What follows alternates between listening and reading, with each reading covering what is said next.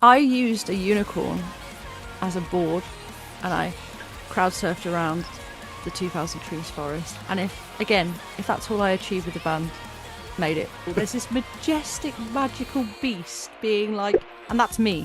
I'm the beast. Yeah. But the unicorn is majestic underneath me.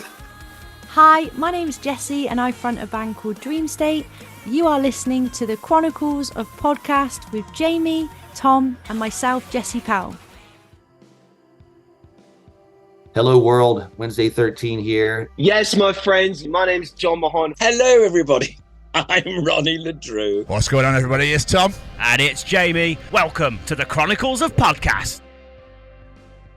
Ladies and gentlemen, theys and thems, this week we bring you a very special guest. This week's guest is a singer of an incredible band who are out here showing why the UK has the greatest rock scene in the damn world.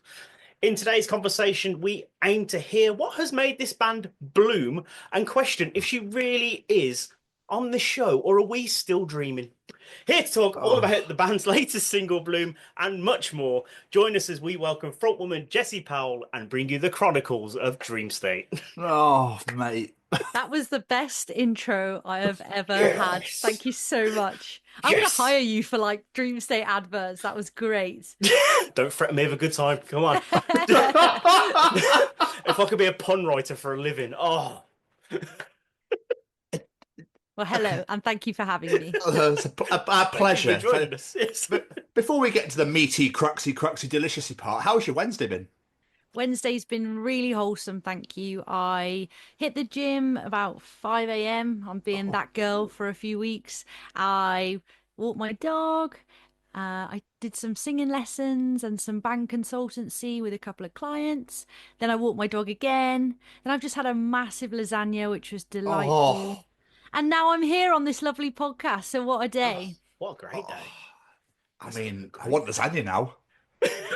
Garlic bread. Oh, Jessie, stop it. Yeah. Stop it. I don't know how to cope with this. Someone get him a fan. Yeah. Oh, jeez. Just fanning himself with lasagna sheets. I just keep replenish every 2 seconds. Keep blinking, like, for fuck's sake. Well, before we properly kick into this, Jessie, 2 years in a row, we've spoken to Alid and Tom at 2,000 Trees. So the question is, why have you been avoiding us until now? Well, do you know what? I have to actually, genuinely, I get given all the press. So, like, all the press, I'm happy to do it. And I feel really, what a privilege to even be asked to do any.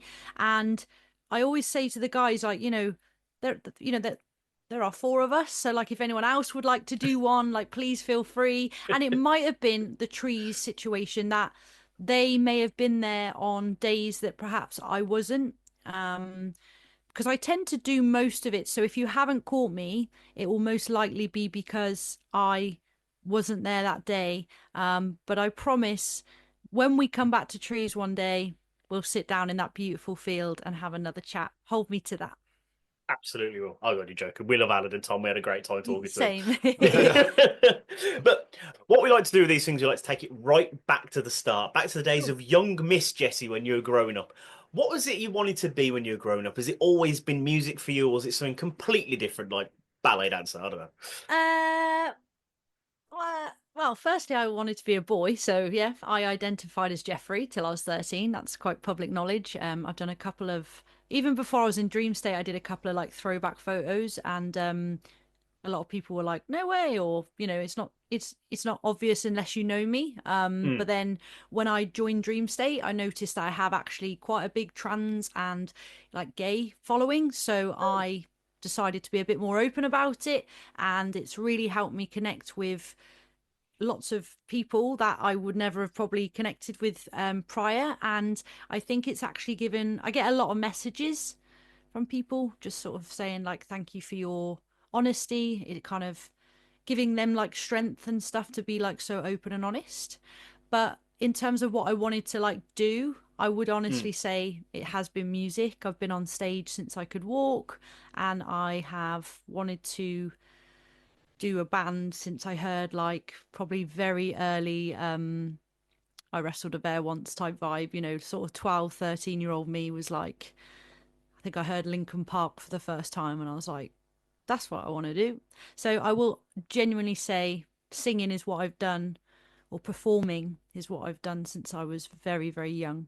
I started in the churches when I was like 4. So I'm classically trained in opera. I really like singing opera.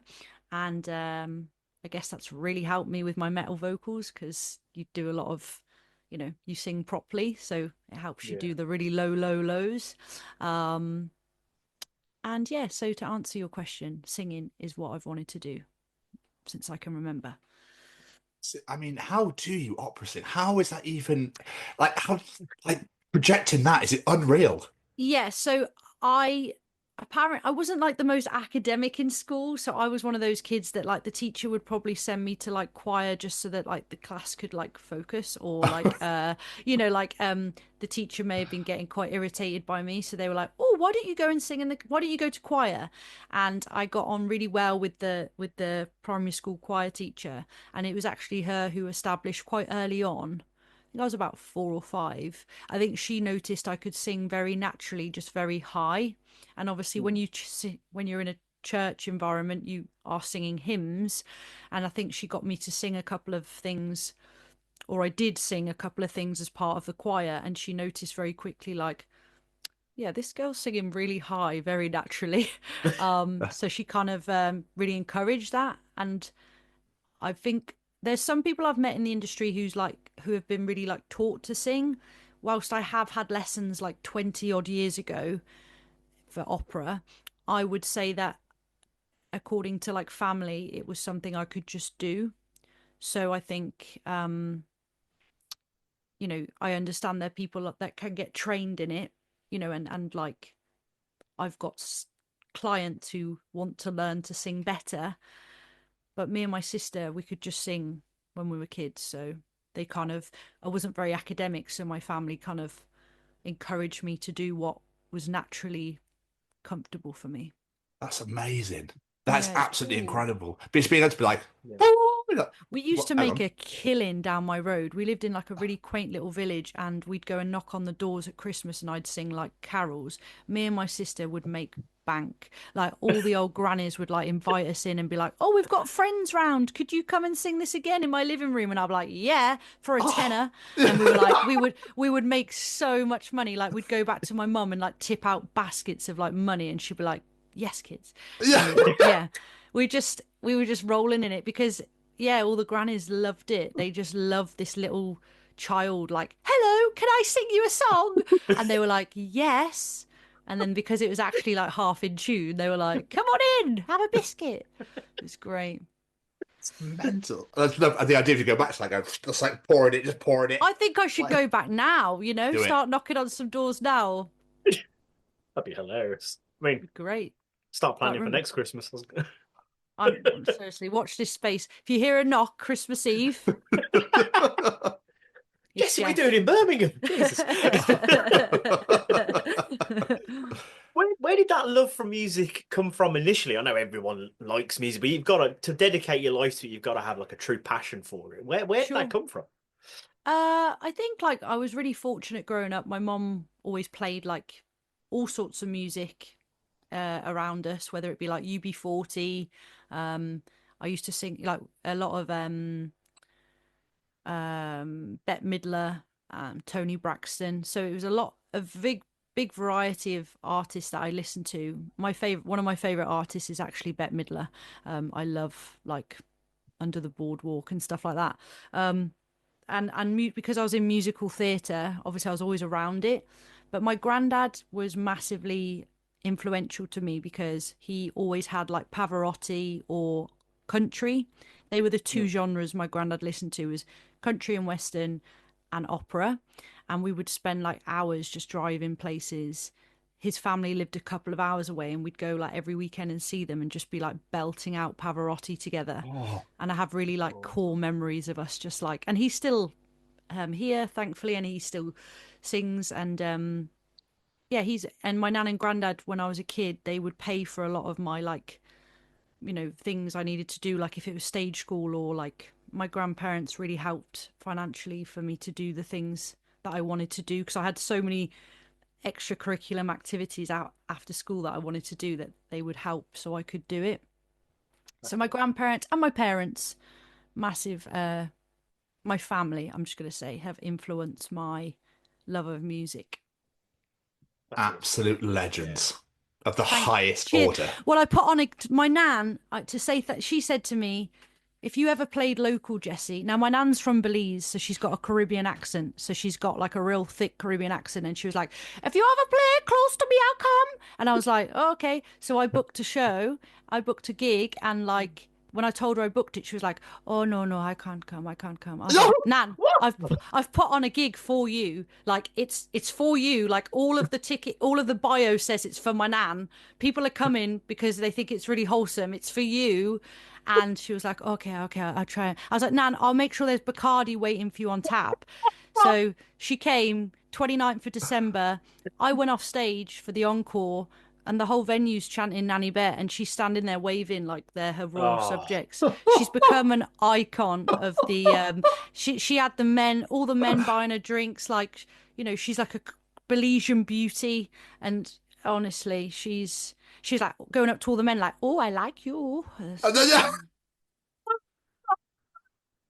Oh my God, this just gets better. hero. Oh, just Nanny there are Bet. no adjectives to describe how wonderful that is and how awesome she sounds. There are People none. are asking for t-shirts saying like "I heart Nanny Bet." People are asking for like people, Do and it. fans were going up to her as she was leaving, going, "Hi Nanny Bet, I'm so and so," or like everyone was introducing themselves to Nanny Bet, and she was just like, "I really wanted my granddad to come, but he just wasn't feeling up to it." But like, to have my nan like looking up as I'm like, windmilling, and like she doesn't like the genre, but she respects that I'm doing something that I love.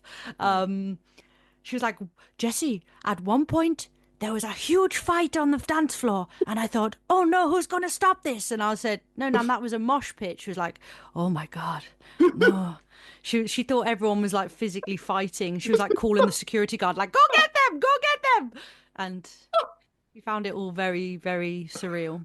Oh, that's Oh. so wonderful. That is incredible. She asked me when the next one is. She said, when are you doing that again?" Is she over in Belize then, or is she here? She lives here, but all her family are either in America or Belize. Okay. My granddad's Egyptian and my nan's Belizean, so I don't know what the hell that makes me. So here I am. How does that even? That's very When they opposite ends of the world. argue, well, they met in the war, so Oh, okay. granddad was serving in the Hampshires, in Southampton, because his dad was from Southampton, but his mom was from Egypt, so he was born and raised in Egypt. When he got stationed in Belize, he met my nan and then basically brought her back over here. And yeah, the rest is history, really. But she's still got this really beautiful accent, and she's like 88, but she looks genuinely like she's just like, I pray I get her genes, because she just looks so well. Obviously physically she's not, but like facially she's stunning. And like I'm always like, you don't have wrinkles, like what the hell. So anyway, big up Nanny Bet. I'll move on, because I could talk about my grandparents the whole time. There is one thing I was going to say with the whole opera sing and everything else. Have you ever wanted to sing the national anthem, like a massive sporting event or something, just something with like millions of people? I mean, I wouldn't say no. Like, remember like Charlotte Church when I was a kid and she came around, I was like in awe of her, because I didn't know many other people that sounded how I could sing, so it made me feel less like, not weird, but like I wasn't surrounded by opera singers. So when I saw this like Welsh girl doing this, I was like, oh my God. And she got to do some massive things. And so, yeah, if someone invited me along to sing opera in a really high level scale, like in a cathedral with thousands of people, I'd be absolutely honored. Like, that's gonna happen. I'm gonna just invite myself to like a Do it. carol service one year and just like take my GoPro and make it all about me. But like there'll be hundreds of other people. It's gonna be great. Storm through the doors of the church. Like, Yeah, shut up, children. I'm here. Start knocking down kids. No, Yeah. I won't. I take that back. So yeah. It's funny. It always comes from Wales. Catherine Jenkins, another one. Yeah, I mean, I'm so like You guys know I'm not Welsh, don't you? Yes. Yeah. Yes. Yeah. So I only ask because quite a few people are like start speaking to me in Welsh, or Oh my God. they get really passionate about Wales to me. And please believe, like I'm married to a Welsh. My husband's Powell. It's so I love love you Wales, but like I'm actually English. So when sometimes um people meet me and they're like Wales, I'm like England. Like I love you Wales, but I'm English, so just like to clear that up. Yeah, but you came on stage at Trees with Yeah. the English show, yeah. And then Alid wore Welsh. I think he thought it would like annoy me or like offend me, but he didn't tell me all day what he was doing, and then like he turned up in this like football kit and he looked at me like, all right, and I was like, and I remember going, you look lovely, and he was like, oh, do you know what I'm wearing? It's not an England kit. I was like, yeah, I could see it's not an England kit. I think he wanted a reaction from me, and I was like, so should we play the gig then, or and we did, and it was great. But we had that brotherly, sisterly, like banter. Like they always try and like wind me up or annoy me. Hence the football kit that he wore that was a completely opposite team. But yeah, I just wanted to like let everyone know I was English at Trees because I keep getting like loads of Welsh presents, which is lovely. I love rock cake. Thanks for the rock cake. But I'm English, so give me like a cup of tea and toast or something, Yeah, please. pasty. Oh, Greg sausage roll, Yeah, please. Is there anything more British? Chips for tea. Doused in gravy. Oh, stop. This is so funny. It's just a food podcast at this point. Oh, Brilliant. don't. Where's my lasagna sheets?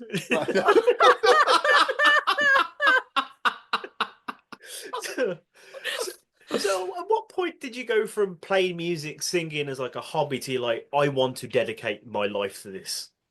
Yeah, I did that all through so like my first live gig like as a band was probably like in college. I was like 16. I was quite a young. I'm like one of the younger ones, so like yeah, 16 and or 17, and I was always jamming in the music like area with whoever would.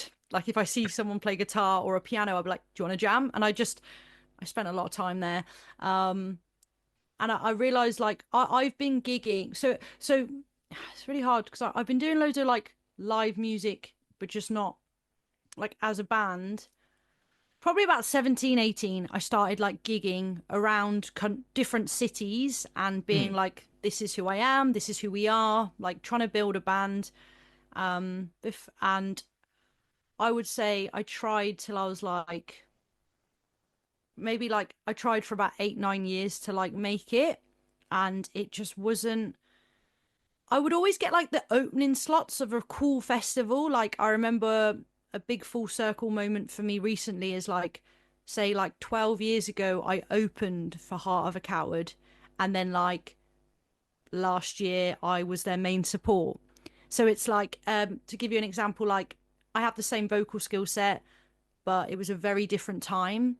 There usually was in like a festival environment, there would be like 50 boys in a green room and 3 girls, and one would be the girlfriend, one would be maybe like Becca from Marmozets, and one would be myself, and everyone else was just boys. And it felt like a really different time to where I am now in the scene, like in terms of like I go to a festival now and I'm inundated with like really talented and rightfully placed women in lineups.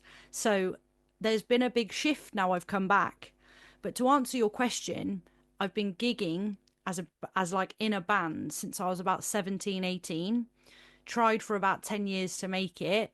I was sacrificing like all my annual leave. I was missing like, you miss party, you miss so much because you're doing studio or you're gigging. It just got to a point for me where I was like, I want to like take some time. I started to get a bit disheartened. I saw bands sort of like come and completely bypass me, and they were shit. And if I'm honest, I remember and it was honestly, it was like boy fronted, and they would like bypass us by light years, and they couldn't even they'd have like 2 singers and a screamer, and I'd be stood there like, I'm doing like all 3 vocals here. Like I'm Yeah. doing like the highs, the lows, the scream. Like it just wasn't of interest to people. And I did start to get really bitter because I felt like I was giving so much of myself to the industry. And I obviously made fairly decent impressions because then when I've come back around now, a lot of the promoters or venues or people that knew me, like 18-year-old me, have all been really clapping and rooting. So I'm going off on a mad tangent. To answer No, your no. question, I was about 18 when I started wanting to do a band full time. So And then I we had a love hiatus. tangents. Yeah, I had a hiatus for many years because I finally got to like, enjoy city breaks with friends. I bought a house, I got married, I don't know, had a day off that was just like deep cleaning or just something. I just lived like Yeah. the norm life for a little bit. And I think my soul needed it. I think I needed to like heal. And I think I just was really burnt out from constantly giving and constantly getting like almost getting something and then being told like my face didn't fit. And it's just all, when I look back at some of the conversations I've had with industry people like 18-year-old me, if I was to have those conversations like now, people would get cancelled. Like it's just not the same world. Mm. So, um, yeah, I don't regret that time I spent, but I just wish I never had. I was completely DIY still, so it's like I was doing everything. So if booking, managing, merch, I was doing everything and a full-time corporate 50, 60 hour week job in recruitment, Oh, which I. So it's like it just got too much in the end. Yeah. Is this solo? Is this Aurora? Is this... Oh my God, I had so Aurora was like my baby for like 5 years, and that's probably the band that I did some really big things in. But prior to Aurora, there was like a band called Never Says the Storm. Yes. We did really cool things in Birmingham and didn't quite get out of Brum, but we were literally children. And there was a band before that called Taylor Bay, which we never played live, but I did record. My first recording experience was with like Taylor Bay, and we had promos, and you know, it it was a band. And then college was more like playing in like you'd kind of learn the songs in your practice, like lunch practice, and then you'd play to like your colleague, like your student, like, do you know what I mean? So I was like a Mm. kid then. So yeah. But how did you go from that jump from I sing in choirs in churches to I want to front a rock band? How So does that shift happen? yeah, so I think you would be very surprised how much classical music and metal go very much hand in hand. Mm, Like yeah. it really is like, most metal singers can sing opera or have had some form of classical training or come from a church background. Like, and it's really not everyone, but a bulk. Um, the environment I was in when I was a kid, I hung out with people who played instruments from very young. Most recently, I played a show at the Mars Bar in Worcester, which is where I'm from, and like the owner Brian, he's been teaching me guitar to sing. He realised I could sing and play. I was strumming his guitars in with his son, and he realised, oh, like his son could, I could sing and play. And I was about 4 or 5, so he started introducing me to like different songs and different, more like he was obviously a rock guy, so I'd be listening to like Black Sabbath or God, the Nirvana, like that kind of vibe. Mm. Learning like really basic chords and singing along, and then I just really liked it. And then, like I say, I remember like the TV coming on and it playing like a Linkin Park track, and my mom came in the room, and I was literally like copying Chester, and she was like, "You sound exactly like him," and I was like, "I love it. I love doing it. Like, I just love this." And I'm a very high energy person, so I think she just channeled what was good for my energy, and just like she seemed to notice I really enjoyed it, so they invested in like guitars for me and stuff. And I would say I listened to more predominantly like rock music from like the age of like 12 onwards, whereas Mm. like my sister was more like Destiny's Child and R&B.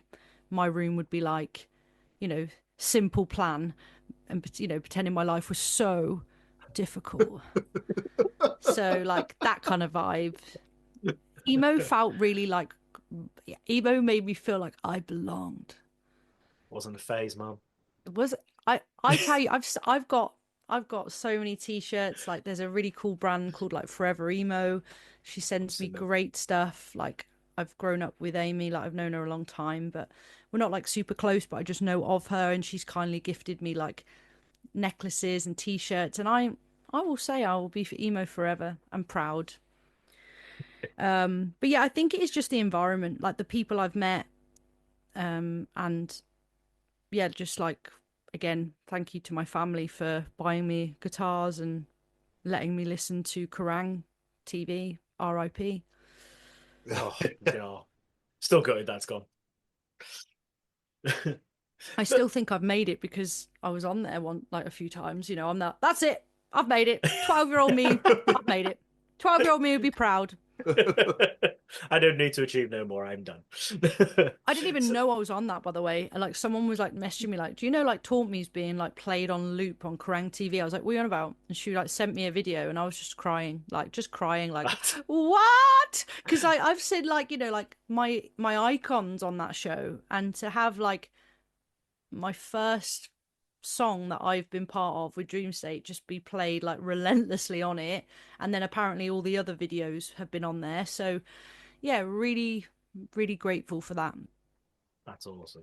And no doubt followed by Electric Six's Gay Bar, because they used to play that every 10 minutes on yeah. I love that song though. It's great, to be fair. Yeah. It's like, oh, this again, yeah, this again, and you start singing along. It's just secretly you're like, yeah. I love it. Everyone loves it.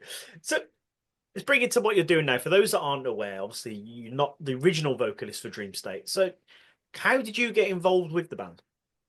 Yeah, so they approached, well, Alid reached out to me on Facebook, and it came at a really weird time. I've spoke about this in a couple of other podcasts, but sincerely, I had auditioned for, my dream is to front a death metal band, and I've never had that opportunity. I've kind of been in like metalcore or like, you know, post-hardcore, but I've never had the chance for someone to like let me just full on come in and go like all guns blazing, like, you know, All That Remains meets Walls of Jericho. That's like my dream band. And that would be like my dream. And there was an opportunity for me to audition for a band of that kind of sound. And unfortunately, I just didn't get it. And it came at a time where it really took me a lot to even like put myself forward to audition, because I've been out of the game a long time.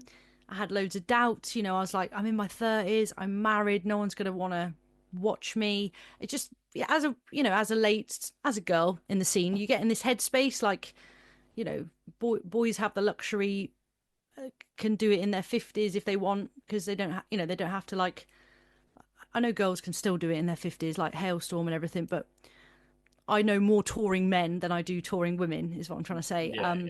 But basically, I'd auditioned for a band, I didn't get it, and I remember just being like, right, that's it for me. So I did a post on Facebook, and I just did a huge throwback of all of my like highlights from like Never Says a Storm, Aurora, anything I'd done musically. And it was kind of like a goodbye to live music. I think I'd accepted, like, I've been out the game too long. What a ride. And honestly, no word of a lie, 3 days after I'd kind of put my dreams to bed, I don't know Alid, we don't know each other. I got a message on Facebook, and this guy was like, hey, my name's Alid. You won't know who I am, but I'm in a band called Dream State, and we're actually looking for a singer who can scream and sing. And a couple of people have put your name forward when I've been asking, and they've sent me a couple of your videos, and I just wondered if you'd be interested to check out a few songs, and, you know, whether you'd be interested to have a conversation about this. Now, I wasn't like Dream State to me is a band that I'd heard like get played on the radio quite a lot, but I was always, and I'll be really honest, and I've said this to the boys, I was always a little bit bitter, because I remember hearing like this band Dream State come on the radio, like Radio 1 daytime, Annie Mac, Track of the Week, like big commercial state. It wasn't just like it was like a huge, they were on like prime time Radio 1, and I remember hearing the track being like, I remember looking at my husband being like, I've been doing that for fucking 10 years. Like, I literally got really like angry, like, as I was like, what the hell? Like, she sang, she screamed, she did all the like pitch fry, she did all, and I was literally like, and I kept singing along. And I remember my husband being like, that band would really suit you. And obviously, we didn't know who they were. And then my old tour driver, Tom, he ended up getting a gig driving Dream State. And I remember him saying to me, oh, like, they remind me of you, Jess, when you used to do Aurora. And I was like, I remember being like, bloody hell, like, you know, just raging about it. Because I was just like, well, how did they get all this opportunity? And I've really grown up a lot then. That shows, like, sometimes, like, what I've really learned is, like, it wasn't entitlement. It was just a want of, like, Yeah. I really want to people to hear me. And I just never got that platform. So that was all that was. So I said to Alid, like, I have heard of you, but I'm not, you know, I wouldn't have said, like, I didn't open the email screaming like, oh my God, Dream State. You know, I kind of was a bit like, Dream State, you know. And that's, I'm really honest. And then I remember opening a song called White Lies. And I remember saying to my husband, like, I'm not going to even bother. Like, I'm 30, I'm married. I just don't think I think I felt like I'd missed my window because I didn't get that, like, death metal, like almost like a doom band. It would have been sick if they'd have had me, just saying. And yeah, my husband was like, I'd like to see it. And I was like, what? He's like, Jess, play that song White Lies. So I played it and he was like, I couldn't think of a more well-suited song for your skill set than this band. Like, it's electronic like Aurora, it's got metal, it's got singing, it's got big voice, it's got, and he really like hyped me up. So I think all they wanted me to do was do a little video in my bedroom like this and sing along. But I'm all or nothing me. I mean, there's literally like no in between, unfortunately. You get all or nothing. So God help if I ever switch off from Dream State, because it'll be like no more hyperfixation. It'll be like, I don't care. But I went all the way to Oz at Hidden Track Studio, which is like, it was a 9-hour round trip for me. I recorded 3 songs, paid him to mix, master, produce, like I was in the studio. I did the 3 songs that they wanted me to audition with. So it was like Primrose, White Lies, and I can't remember the other one. And then I also went to Uproar and asked them if I could use their stage to show them me singing these tracks live. So Josh, my old guitarist from Aurora, he filmed it. Jack, who owns Uproar, did all the lights. And I put on, like, just to those two, I put on like this show as though I was playing so they could see what it would look like if I was singing these songs live. And I remember sending all of this stuff to like Alid and him just being like, oh, bloody hell. Like, and I think I remember now I've spoken to Jake and Tom, they always say that when they got sent all this stuff, Jake straight away was like, well, she's obviously like really committed and like that's really professional, like super professional. Like, she's showing us she sounds brilliant on a recording. She looks great on stage. Like, she's gone way above and beyond. And I think from that moment, it was like, for them, it was like a no-brainer to have me. But no one actually really told me. So I remember like kept Zooming with them and kept like conversing with them, but no one had actually officially said like, we'd love to have you. It didn't feel like that. Maybe I'd missed it. So I remember one day like maybe being on like the 4th Zoom with Alid and being like, can I just check, have I got the gig? And he was like, yeah, of course, yeah. And I was like, okay, cool. Like, it was just like, I didn't really know. But I do miss things, so it could have just been something I missed. He might have said it and I was just like, oh yeah, okay. So anyway, that's the story of how I became part of Dream State. And I'm sorry it's so, no, I'm not even sorry, you asked me. So that's the story. It's a Bella great Mori. story. Thank you. Oh, Balamori reference. Don't start with I'm me because I'll loving start this. singing that soundtrack. Is just like, I'd have it still as my ringtone if I had. Do you remember when we were kids and you could like download a thing? I remember pressing buttons to put in ringtones. Don't worry about it. Yes. So that's the story of how I became in Dream State. That's incredible. the band took a massive overhaul, and like it was you and Tom and Jake all came at the Yeah, same time. yeah. What was that initial feedback? Because obviously, you say Dream State had a big fan base before you Of came on. course. Yeah, no, I'm not going to lie to you, Jamie. The first release, we didn't. I think Khaled was really clever. Like, because he'd lost the label, he'd lost the manager, and not because there was any fallout. It was just obviously Charlotte and had left, and it wasn't going to come back. So the platform that they built had kind of dwindled to just the foundations of Dream State. So I think Alec was really clever because he could have like done a little video to introduce me, or he could have done something to like, but we didn't. We just did the video. One day, Alec did this little GIF with like, I think it was like Yoda or the Mandalorian, and he was like, the Mandalorian presses a button in the ship, and it was like, did did did did did did did did did did, and he stopped it, and then he'd press it again, and and then a load of the fat like so Alec just posted that, and like people were like, what? Like, because obviously they'd been silent for years, and it just sort of caused this like vibration online, like all the street, everything just went like brrrr. And then the next day or 2 days later we dropped Taunt Me, and I have never reposted something. I felt like, I don't know if it went viral, but I feel like for me, who's not been at that level, I must have reshared, like if someone tags me in a story, I became the most popular girl ever that day. People I hadn't spoke to in 10 years were like, my bestie. Oh yeah. Anyway, but anyway, what I'm trying to say is we got a really healthy response. You know, I must have reshared it like 150 times on my own personal, my social media just like shot up. Like, just there was a big buzz, and it was well received, but naturally there's going to be a lot of people that were very dedicated, and understandably to CJ. She was, I don't know her personally, but just going off the tracks that have been made and sort of things I've seen, you know, she had built a very, very strong emotional connection with her fan base, and she was extremely talented.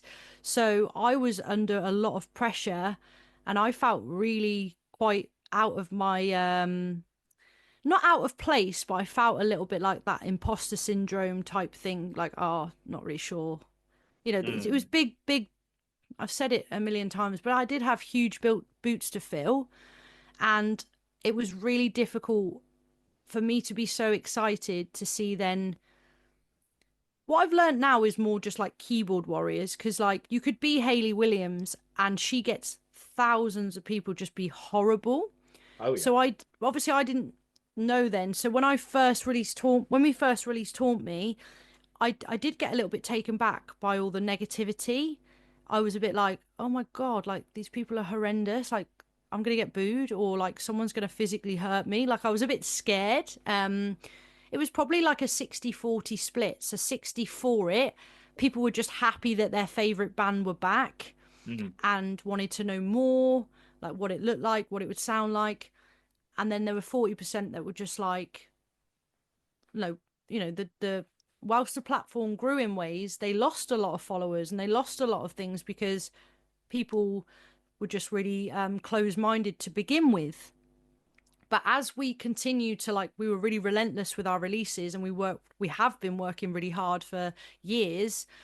By about the third or fourth release, there were a lot of people that, let's say they didn't like me and Taunt Me, by the time we'd release like the third video or the third song, there was a lot of comments I could see being like, oh, like this is kind of growing on me, or oh, I saw them live, their first gig back, and her vocals, like this song doesn't do her vocals justice, like they're way better live. So there was a lot of people that actually came up to my face on the first show of Dream State and being like, I'm not gonna lie, when you got announced I was furious and I hated you, but now I've seen you live, I like it. And you wouldn't believe some of the biggest fans now, like big hardcore fans that come and travel the world to see us, they're the ones who said that to my face, like to my face. And I just remember being like, oh, well, thank you for sharing that. Sometimes it's okay to keep these things to yourself. Yeah. But no,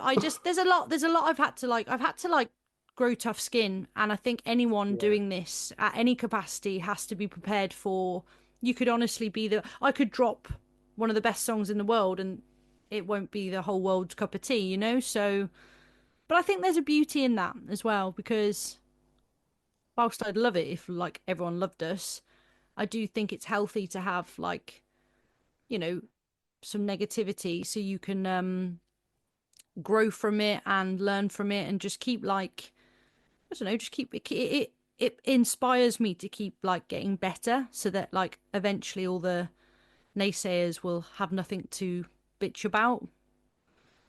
So yeah, what a I mean, ride. it made me think of Linkin Park, obviously, when they did that last year. Well, that I've had a lot of people reach out to me since that's all come around, like that came back last year, and lots of people referring it to myself, like, oh, like I've I'm not it's been quite like I'm very flattered that people are like even like associate, you know, like, oh, have you seen the new singer? This reminded me of when you joined Dream State, and like, how do you feel? People were asking for my opinion, and like, yeah, my inbox was booming, like, and I obviously went and did like a couple of shows with the Linkin Park tribute, so that Yes. I feel like Yes.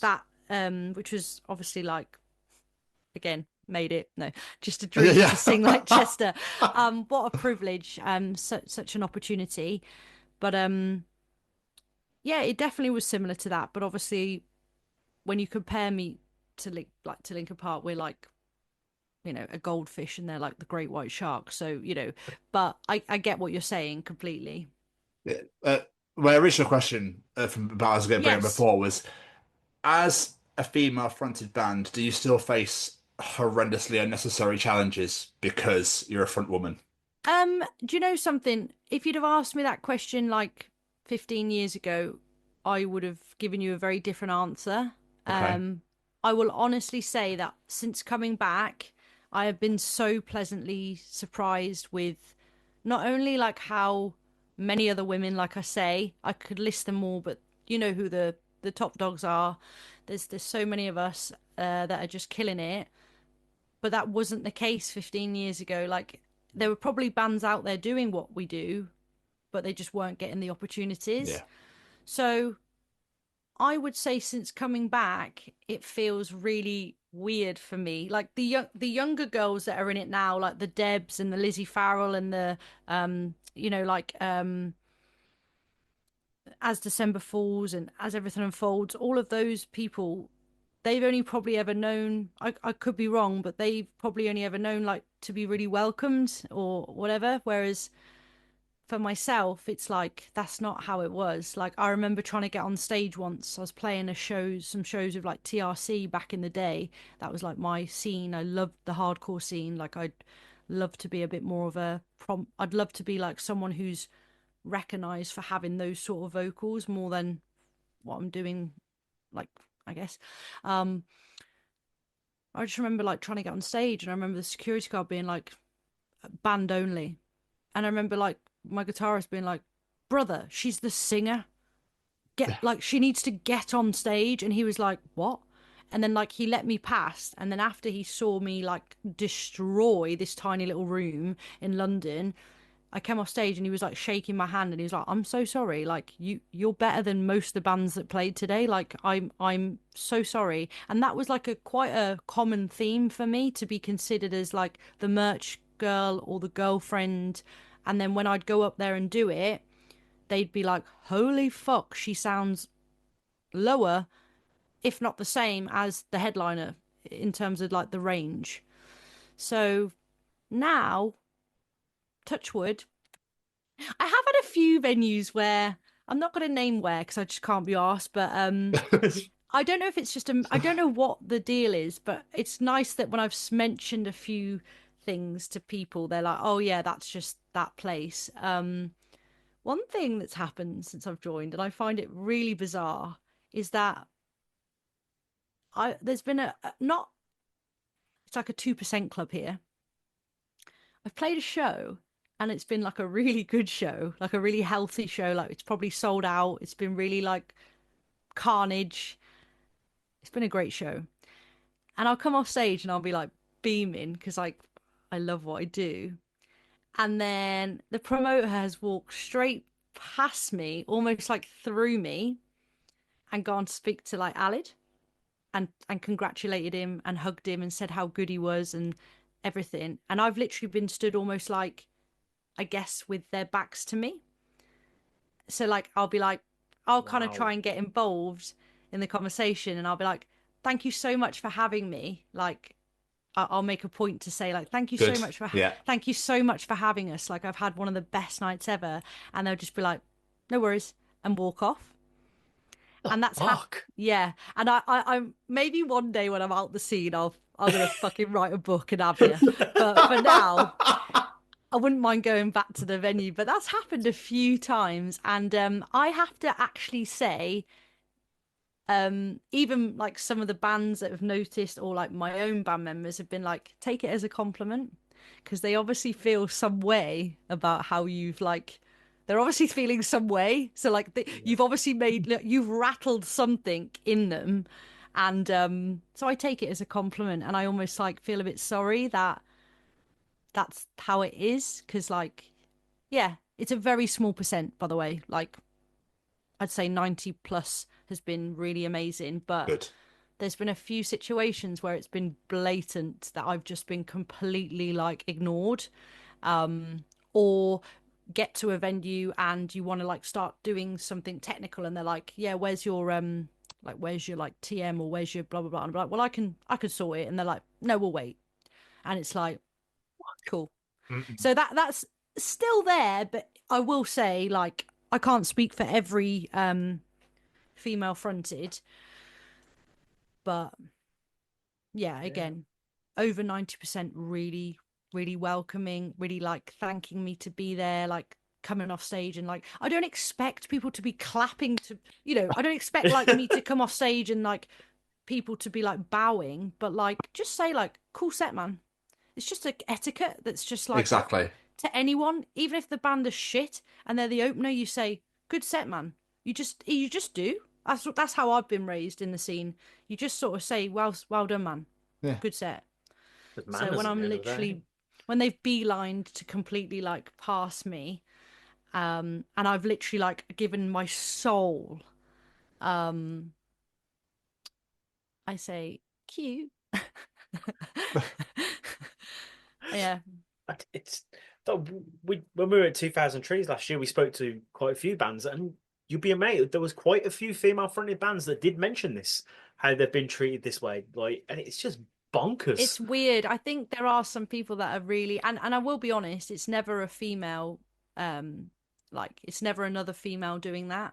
It's always No. like, and it's what's sad is on the odd occasion it's been like people you wouldn't expect that to happen from, like people that you would expect them to have like the diversity and the inclusion, because that's what they really clap about on the internet. So One of them. yeah, but again, I'm not looking to like get cancelled on this podcast. No, So sorry. Yeah, they're all good. no, it's more just like, yeah, it does happen. And like you say, when you've spoken to many other girls, they'll have their own stories, and this is all around the world. It's not just in one particular, No. place. So, but I will say again, I cannot echo enough. I don't know whether it's because I've come from a background where it wasn't the worst experience in my life, but there's just a flip. There's definitely a change in the energy and the welcoming that I receive now. So I take this version of it any day from where it was like 18-year-old me turning up at a venue and people being like, girlfriends wait outside. Oh, Oh, it makes me feel yeah. odd. Yeah. It's horrible. Ugh.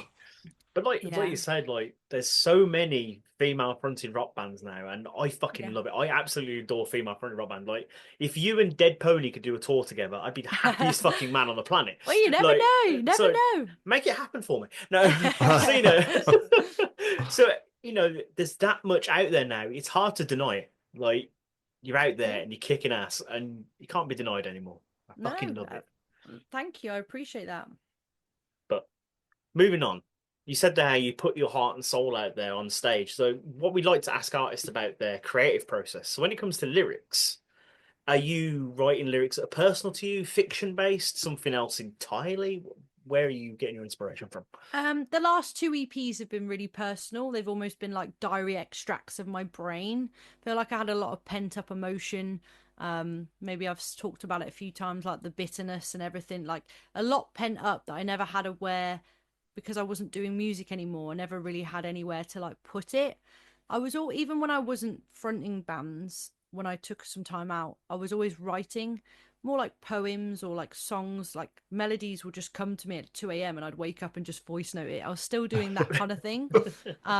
Which is where like Taunt Me Melody and stuff came from. Like I am predominantly the songwriter for Dream State, so all the lyrics and melody come from myself, and all of the instrumental and that kind of electronic is more Alid and the boys.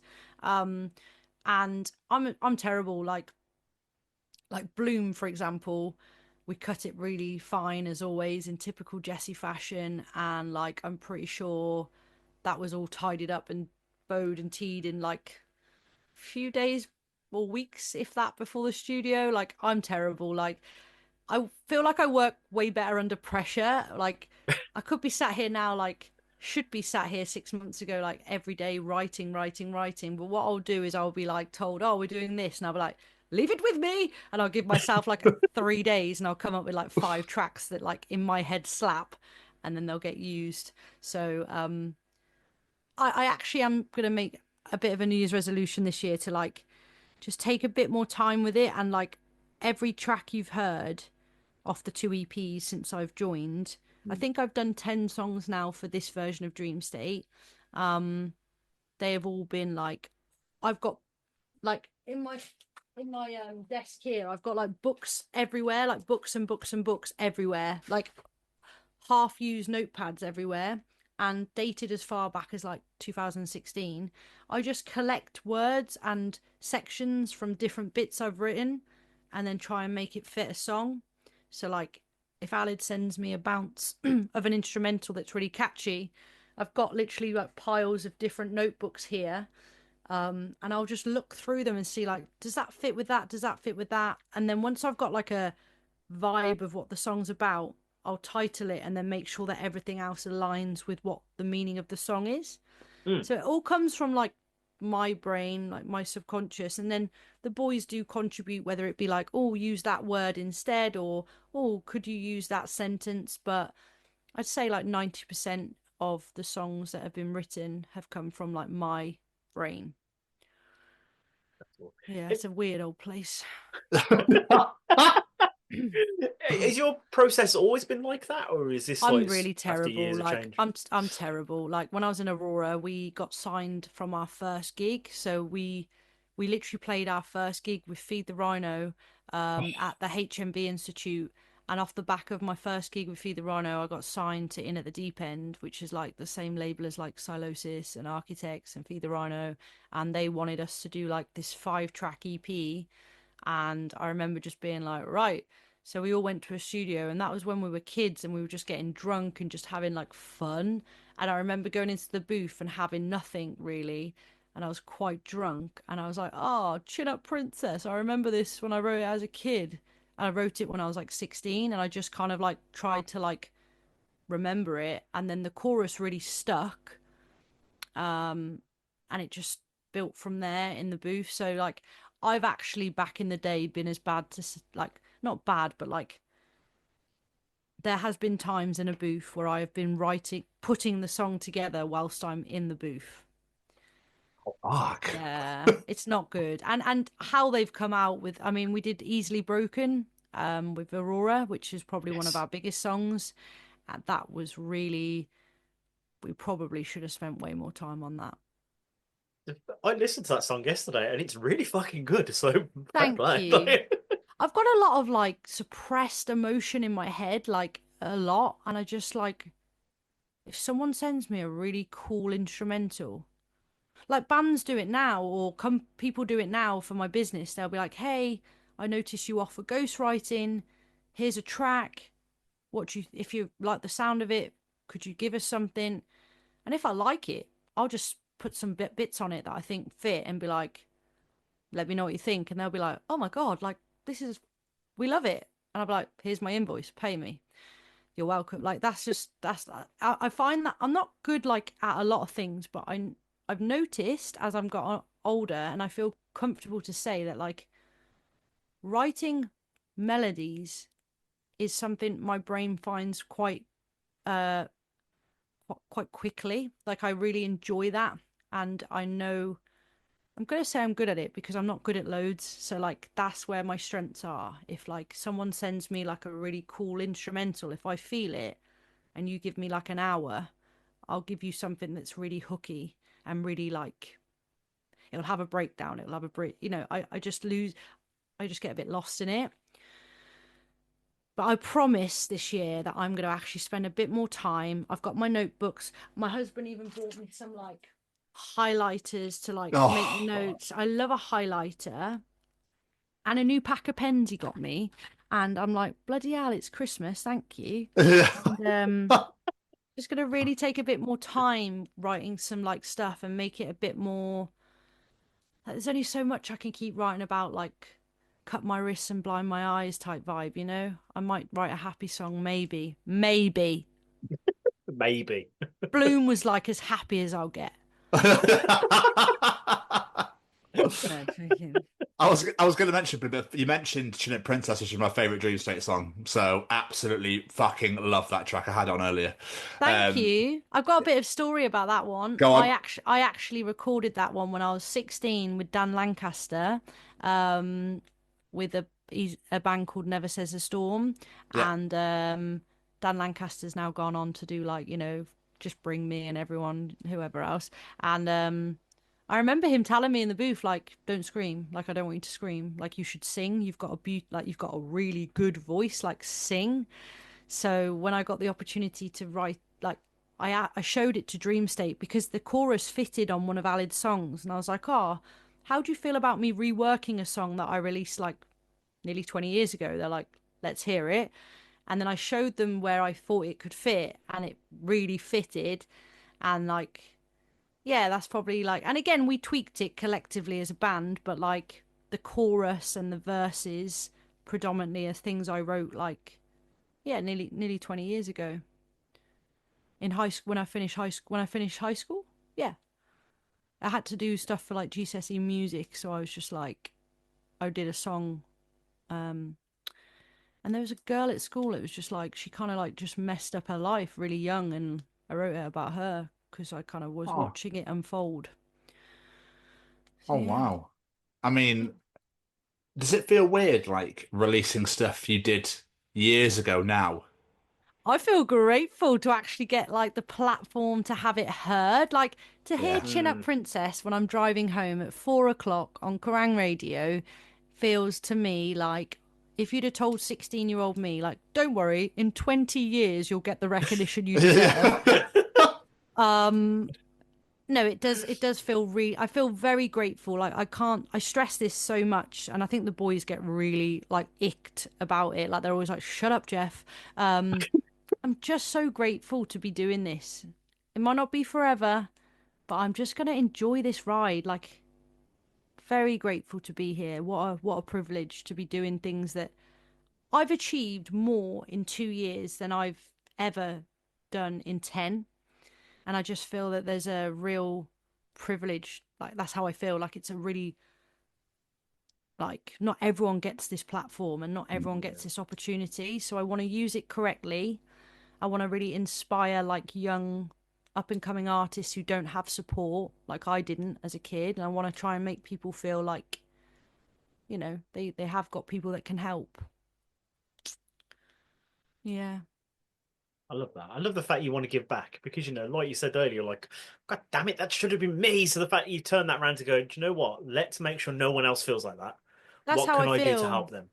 I think as well, like I've noticed quite a few artists, and I've been encouraged by people. Like apparently I'm in a position where I can like not ask fans for money, but like you could do like a Patreon, or you could do like something and be like, support me, and you wouldn't believe people would just pay you for nothing, like they will, and that's a great place to be.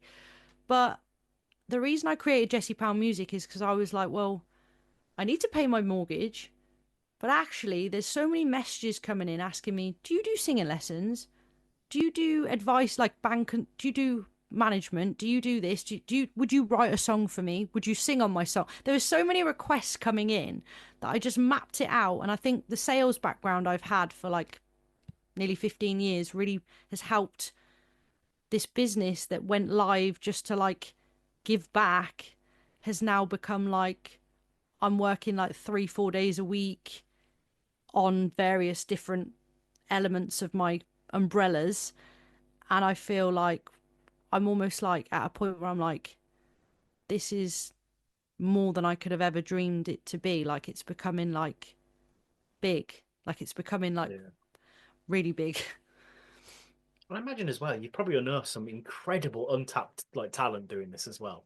Yeah, and there's so many exciting like bands I'm getting to work with that have like, you know, they take on board what I say, or they do the things I tell them, and then they go viral, or they're single, you know. And like, yeah, I had a really nice testimonial come in last this today, weirdly, from a band that I've been working with.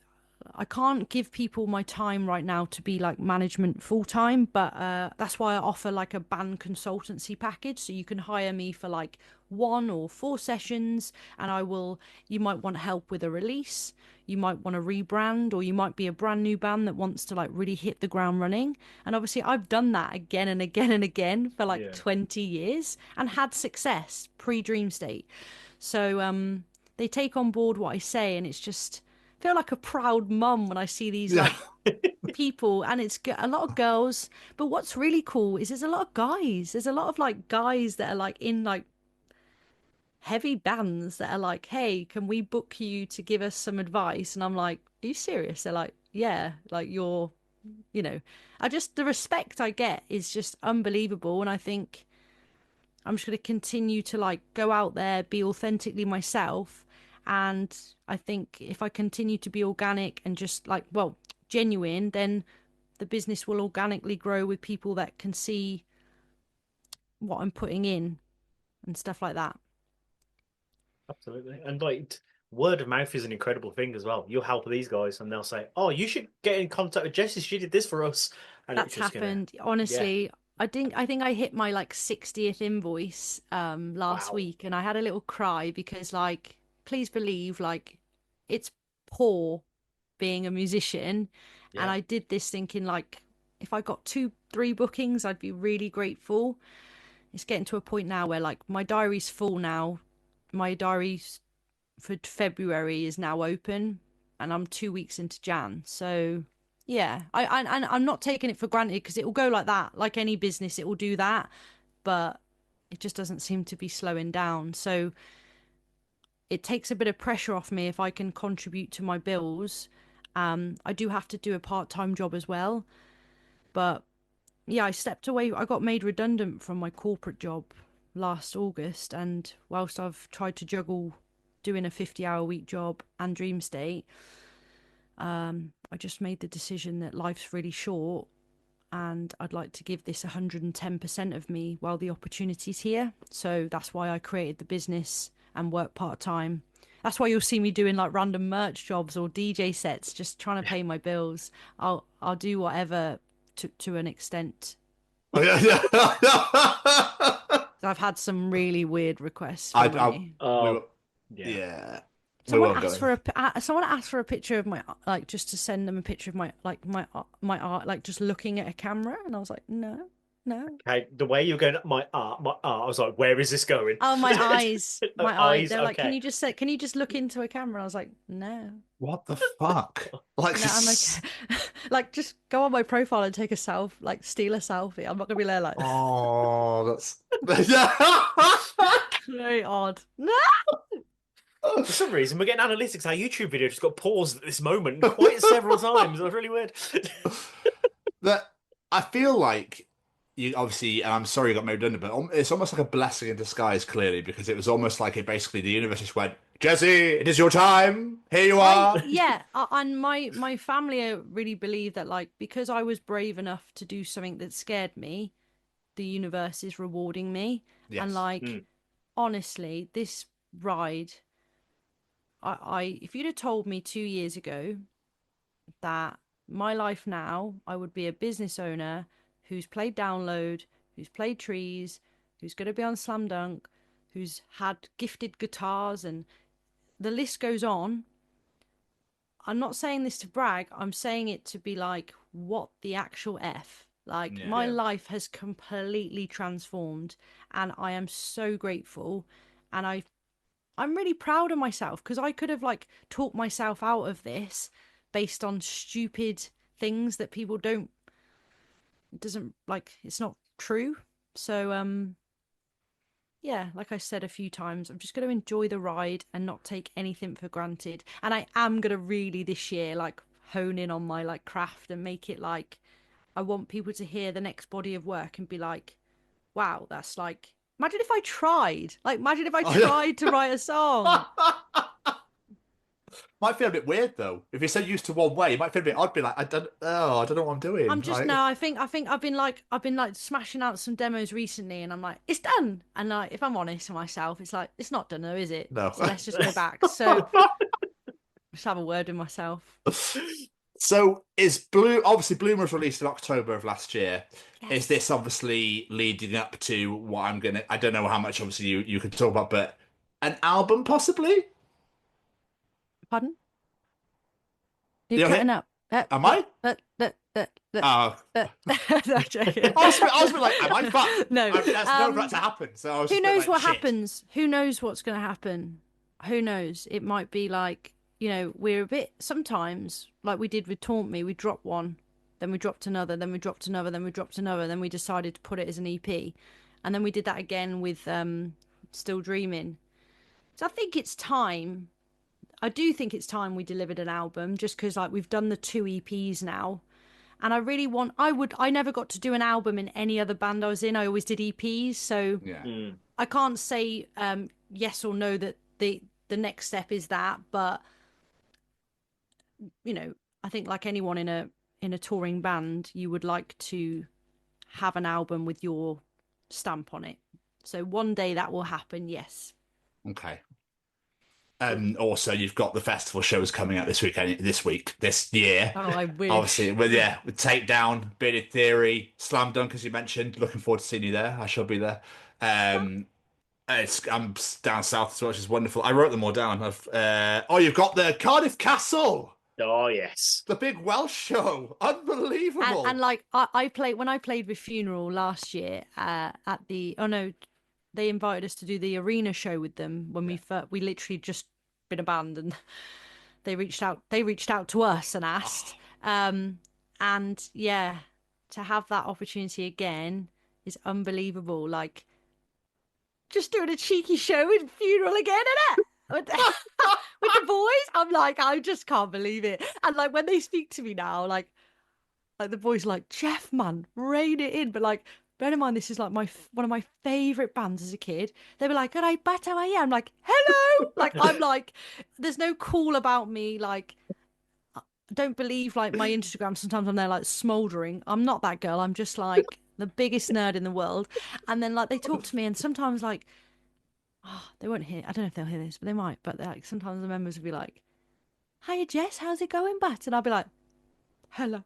Like I kind of forget they're talking to me. And like when I played Download last summer, I didn't know how to get to because I'm not cool. I didn't know how to get to the like the artist area, because my band, the boys had like, we'd lost each. I think I went to get a tattoo, so that's what I first went to do. So they'd gone to like this area where we had like this, apparently like this like hut that was for us, and we were next to like all these bands. Like Scene Queen was my next door neighbor, and amazing. The boys were like, come to the hut, like come and chill at the artist area. I was like, but where is it? I don't know. And I remember bumping into Funeral, and I just like, I played with them and I've met them a few times now.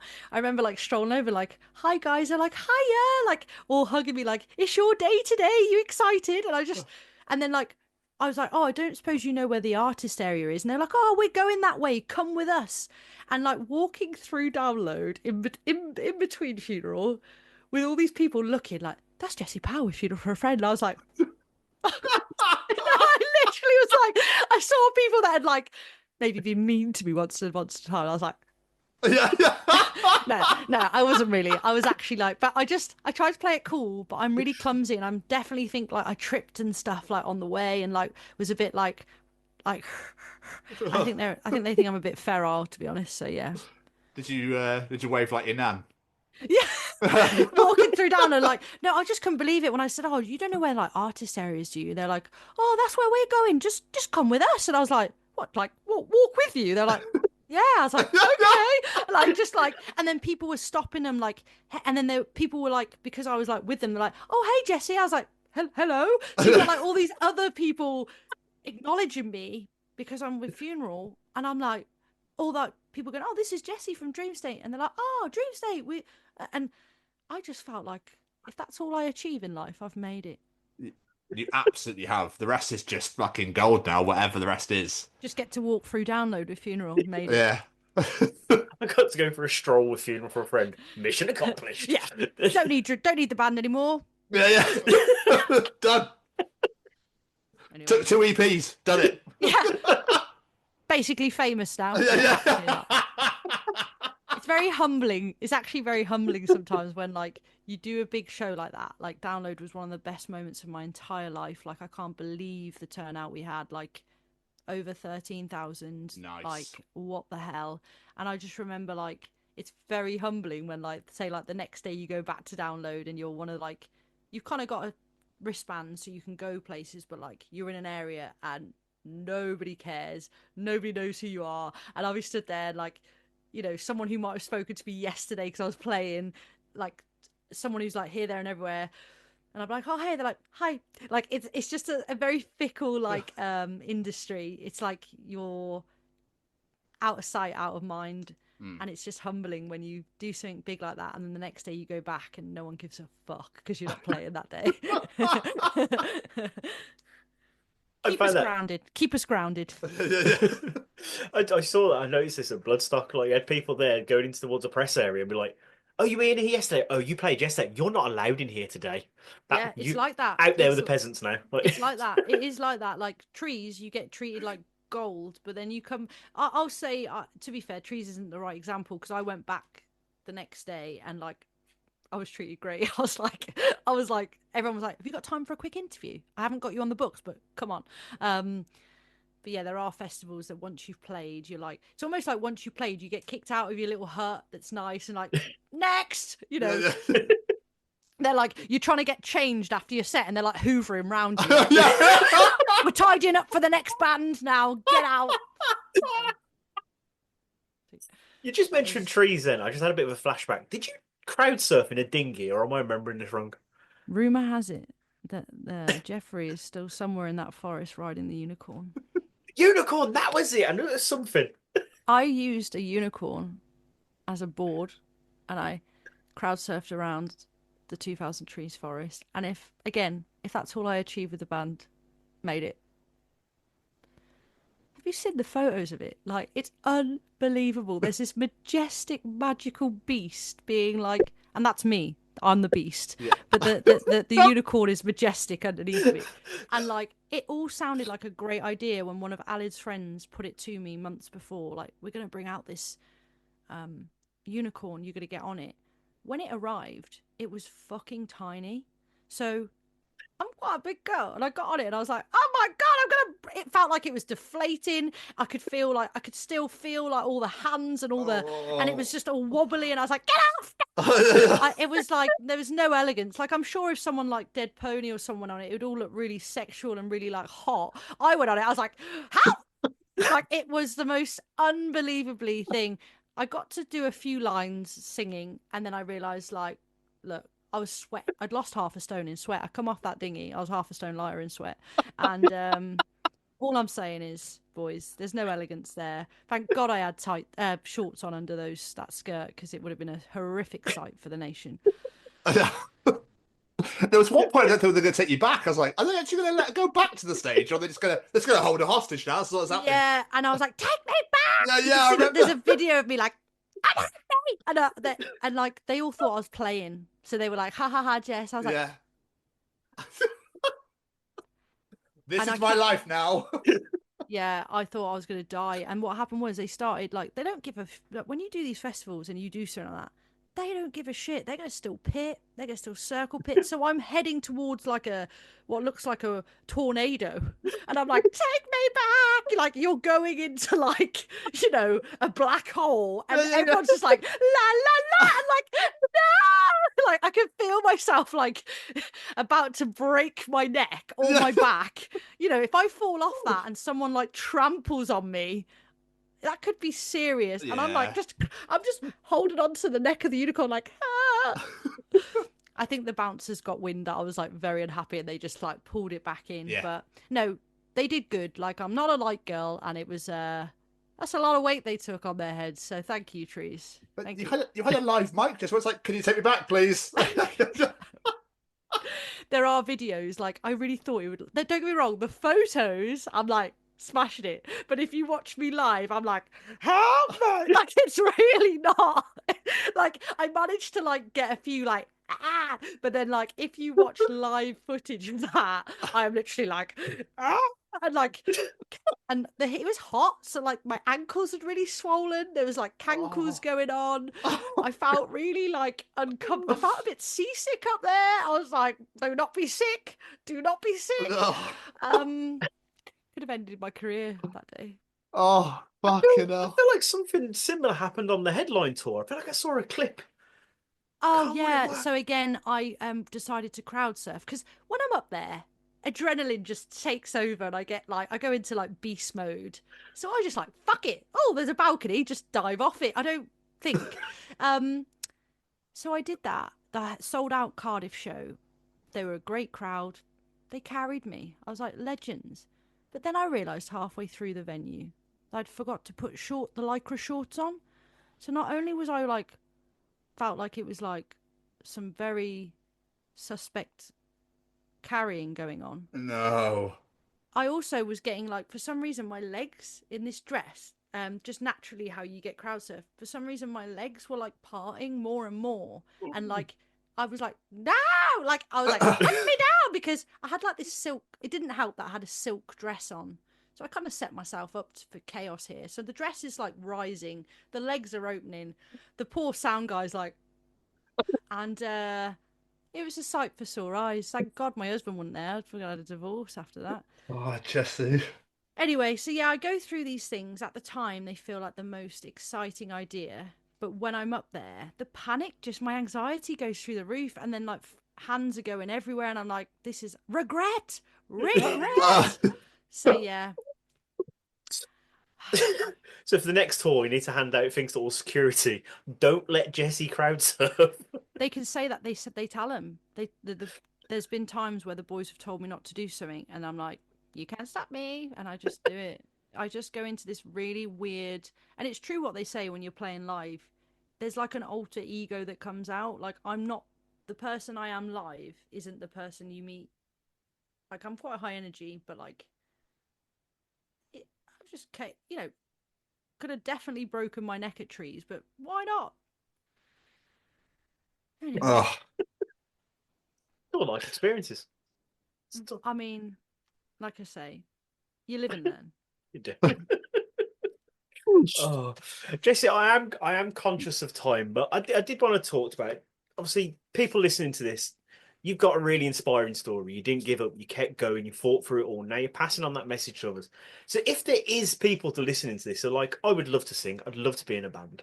Like, is there information? Is there like a piece of advice you might give to someone in that early stages, or like just a bit of encouragement, some advice maybe?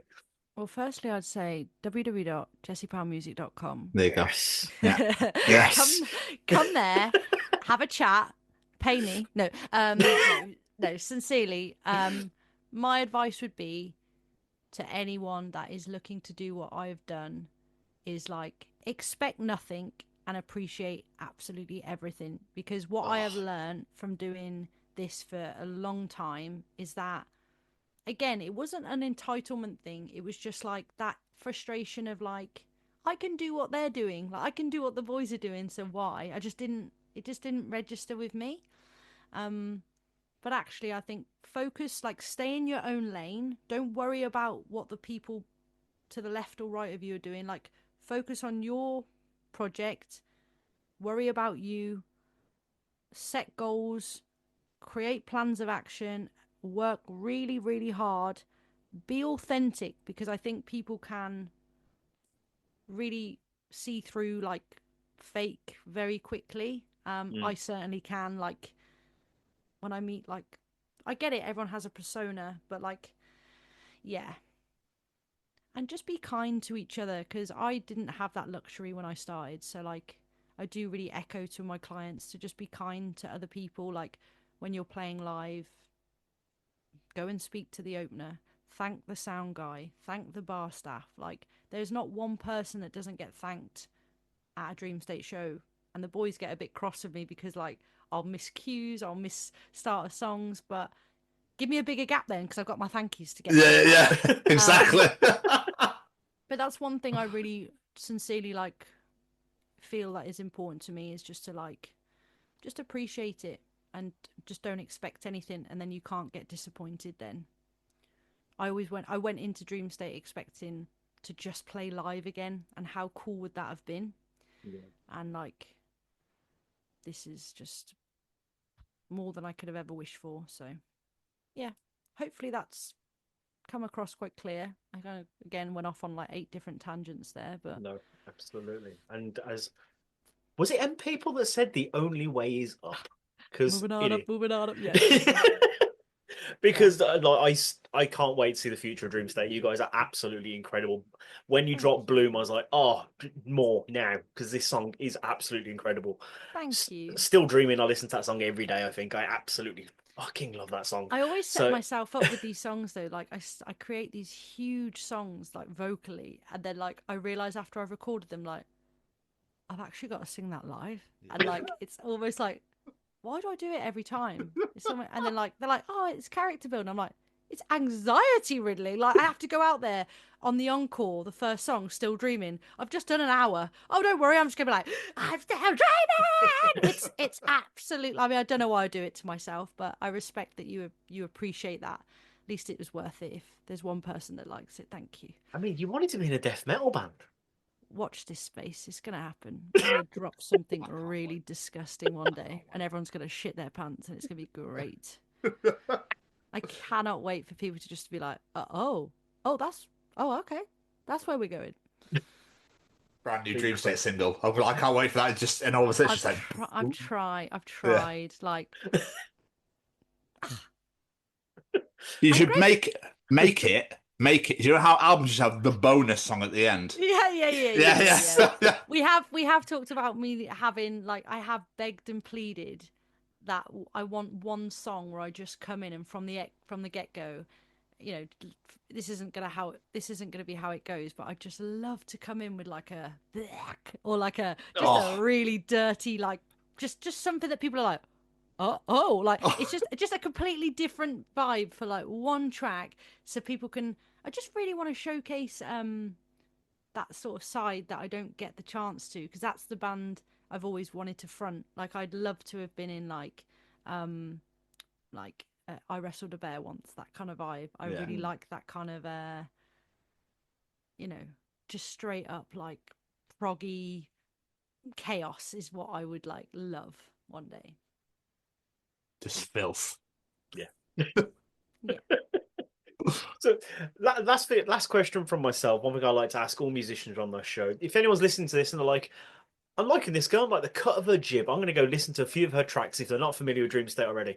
What's a couple of tracks from your back catalogue, even if it maybe even a song from Aurora, just something that gives like a good example of what you can do? What couple of tracks would they be? I think you've listed a couple that I really like. So like Still Dreaming is like one of my favorites. One that doesn't get enough recognition, but like not recognition, but one that isn't like, as we didn't do a video or anything, is Calling Out. That's a really cool song. Anxious State of Mind, Chin Up Princess. One song that I nearly get to showcase a bit heavier is Comfort in Chaos. That's quite heavy, as heavy as I'm allowed. So yeah, there's go check out Untethered, Still Dreaming, and then you'll get a nice history of what we've created as a band over the last couple of years. And yeah, watch this space because, you know, you never know. There might be some new exciting songs that drop one day. Excited. I'm very excited. Mr. Stevens, any more questions for our wonderful guest? I have one last Yes. one before I let you go enjoy the rest of your evening. Jessie, when you first embarked on this journey in opera, you know, in classical, in choirs, in churches and all that sort of stuff, did you ever think this is where you'd be today? Well, no, because I was 4. So Well, no, yeah. no. I respect what you're saying. I'm so literal. It's like kind of annoying. It's Isn't okay. it? No, no, not at all, not at all, Jim. I think yeah, just gonna cut that bit. No, you're like bring her on my show. How dare she? No. Again, like doing all of that back then, I always wanted to have like. I would say I've wanted to be in a rock band since I was very young, based on the environment I was in and the music I was listening to. I realized I had quite a grittier voice, and I could do like a rock vocal, like, you know, I realized that very early on, whether it was like Bon Jovi or something. I just noticed I could do like rock vocal very early on. So yeah, I'd say yes to your question, Tom. Love it. Good. We absolutely love it. Yeah. Jessie, this has been so much fun. There's loads of stuff didn't even get to touch. I could talk to you for another fucking hour. Like, this has been so much fun. Before we do let you get out of here, though, plug social medias, websites. Where can people find you out in the world? Yeah, please check out Dream State, obviously Instagram, TikTok, because apparently that's what we need to do now, and I'm not going to do like viral videos to get there, so just check that out. What else can I say? My Instagram is Jessie Dream State. If you're not following me, give me a like. Or is it a like? No, that's MySpace. I don't know. Follow, is it? Follow. And yeah, please do like go on the band Dream State Instagram. Add all the band. There are 4 members: myself, Alid, Tom, and Jake. Without those guys, I wouldn't be doing my dreams. So support them as well. And yeah, just add us on Spotify and enjoy. Thank you for listening if you have. Jessie, this has been fucking phenomenal. It's been Thank a you. scream, Yeah, boys. it's been I so hope good. I get to see you like in person, just to like give you a big squeeze, because this has been so wholesome. Thank you so much. Pleasure. Thank you so Absolute much. pleasure. Hopefully we will see you soon. It's been an absolute pleasure, and thank you so much. Good night, guys. Thank Have a you lovely so evening, much, Jessie. Jessie. Take care. See you Bye. soon. Bye. Bye. Hi, everybody. Welcome back. Not the most thrilling of entrances, I know. Not the most thrilling of welcome to the show. Hooray. That you were kind of after, I suppose. Are we low energy, Tom, today? No, we're not. Well, yeah. I mean, I was watching the NFL last night, and I tried to okay. watch as many of the games as I could, to the point where I was like, "Oh, no, throw it, yeah, throw it." So, Yeah. anyway, I wanted to bring this up. I found this a while ago. Obviously, as everyone knows, we had time off. But have you seen the Hawk Tuah Girl has got her own meme coin? Her own Yes. cryptocurrency, right? So the Hawk Tuah Girl has launched her own meme coin. Everybody lost their money. People now want her thrown in jail. Yes. Okay? Somebody said, maybe a hot take. If you just lost all your money buying a meme crypto coin from a girl who got famous for talking about spitting on wieners, you deserve it. You fucking Right. deserve it. Yeah. Yes, this is exactly what I said. And if they honestly think she's the brainchild behind it, not to insult the girl, but if they honestly think that she's the brainchild behind cryptocurrency, then Well, they probably need exactly. looking at. She made a blowjob joke on a night out, and now all of a sudden she's worth like fucking stupid amounts of money for some weird ass reason, but then releases her own cryptocurrency. How stupid do you have to be to go? She clearly knows what she's talking about. She talks about sucking dick. Now talk about releasing coin that's not real either. Like, Right. what the fuck is wrong with you all? Like, I'd never understood cryptocurrency, but not one part of me went, that sounds like a really good idea. Let No. alone from someone that made a blowjob joke. So can we take the piss out? I don't want to take the piss out of this person massively because it's funny. This lady wrote, "I am a huge fan of Hawk Tuah, but you stole my life savings." Hi, Haley Welch. My 35 grand that I purchased of a dollar Hawk is now worth 2k after 10 minutes of buying. I am a huge fan of Hawk Tuah, but you took my life savings. I purchased your coin, Hawk, that you were so excited about with my life savings and children's college education fund as well. You didn't, however, mention that you were going to buy 97% of the supply and sell it almost immediately to make a huge, large profit. If I had known that information, I would not have purchased your coin. Please help me or who I can contact for a refund. If not, I'll be forced to use legale, because spell legal correctly, action. My crypto representative will be in touch. The fuck is a crypto representative? You, my love, are a fucking moron. Yep. And you deserve it. Simple as that. And your kids deserve better. Yeah. Like, Fucking why would you do that? Why would you listen to somebody who made one joke for 5 seconds? Yep. And if you were going to invest in it for some fucking reason, why that much? Yeah, dumb. So dumb. Fucking hell. So fucking stupid. Sorry, kids, you can't go to college anymore. I had too much faith in the girl that made a blowjob joke on social media. That says more about you, love, than Haley. You gotta give him that Hawk Tuah and spit on that thing. You get me? Oh, Anyway. Anyway. What do you expect? So obviously we have pairs of shoes. Yes, we do. So why is it called a pair of trousers? It's one unit. That's a really good point. Why is it? Yeah. Because it's called a trouser leg. It's not called a trouser. Why is it pairs of trousers? No. It's one item. So it can't be a pair. The English language, everybody. I was going down the line of, is it like a trouser is a leg? So a pair of trousers. But it's called a trouser leg. It's not trousers leg or just trouser. Yeah. Well, the fact that you keep saying trouser now makes me think the words are wrong. I'm not going, is it trouser? Trouser. Yeah, that's right. It doesn't sound right about saying the S on the end. When you keep fucking saying it over and over again, I'm like, is this the right word? Are we got this correct? No, you are correct. Yes. I went to visit my grandparents for the first time in 7 years back in December before Christmas. And my grandma, they were both absolutely steaming. And my grandma sat there and she just went, "Why is it called a pair of trousers when there's only one unit?" And I was like, fuck, that's a really good point, actually. Drunk grandma's really wise and educational. Drunk grandma has so much wisdom. Why have I not been to see her sooner? What's going on here? Yeah. Nan, I need content for the show. Drop me more wisdom. Yeah. It's just really funny. I was a bit like, fuck. That's a really good point. So if it's a pair of trousers, you've got to wear you've got 4 legs. Yeah. Don't know. Yes. Mental. That's thrown me off. But Mental. I can't bring it to not say pair of trousers because I've lived my entire life that way. I'm not going to turn around and go, "Oh, need me trouser." Yeah. You've actually blown my mind a little bit with this one. Fair play, Grandma. I'm not going to recover from this. I can't get. Yeah, no, absolutely not. Absolutely not. Also, you know they made the Winnie the Pooh, Honey, is it Blood and Honey, or whatever, the horror movie. Have you seen the latest one? Which one? Have you seen Popeye the Slayer Man? No, I thought you were going to say Steamboat Willie one. Popeye the Slayer Man. That's incredible. The Slayer Man. He looks fucking terrifying.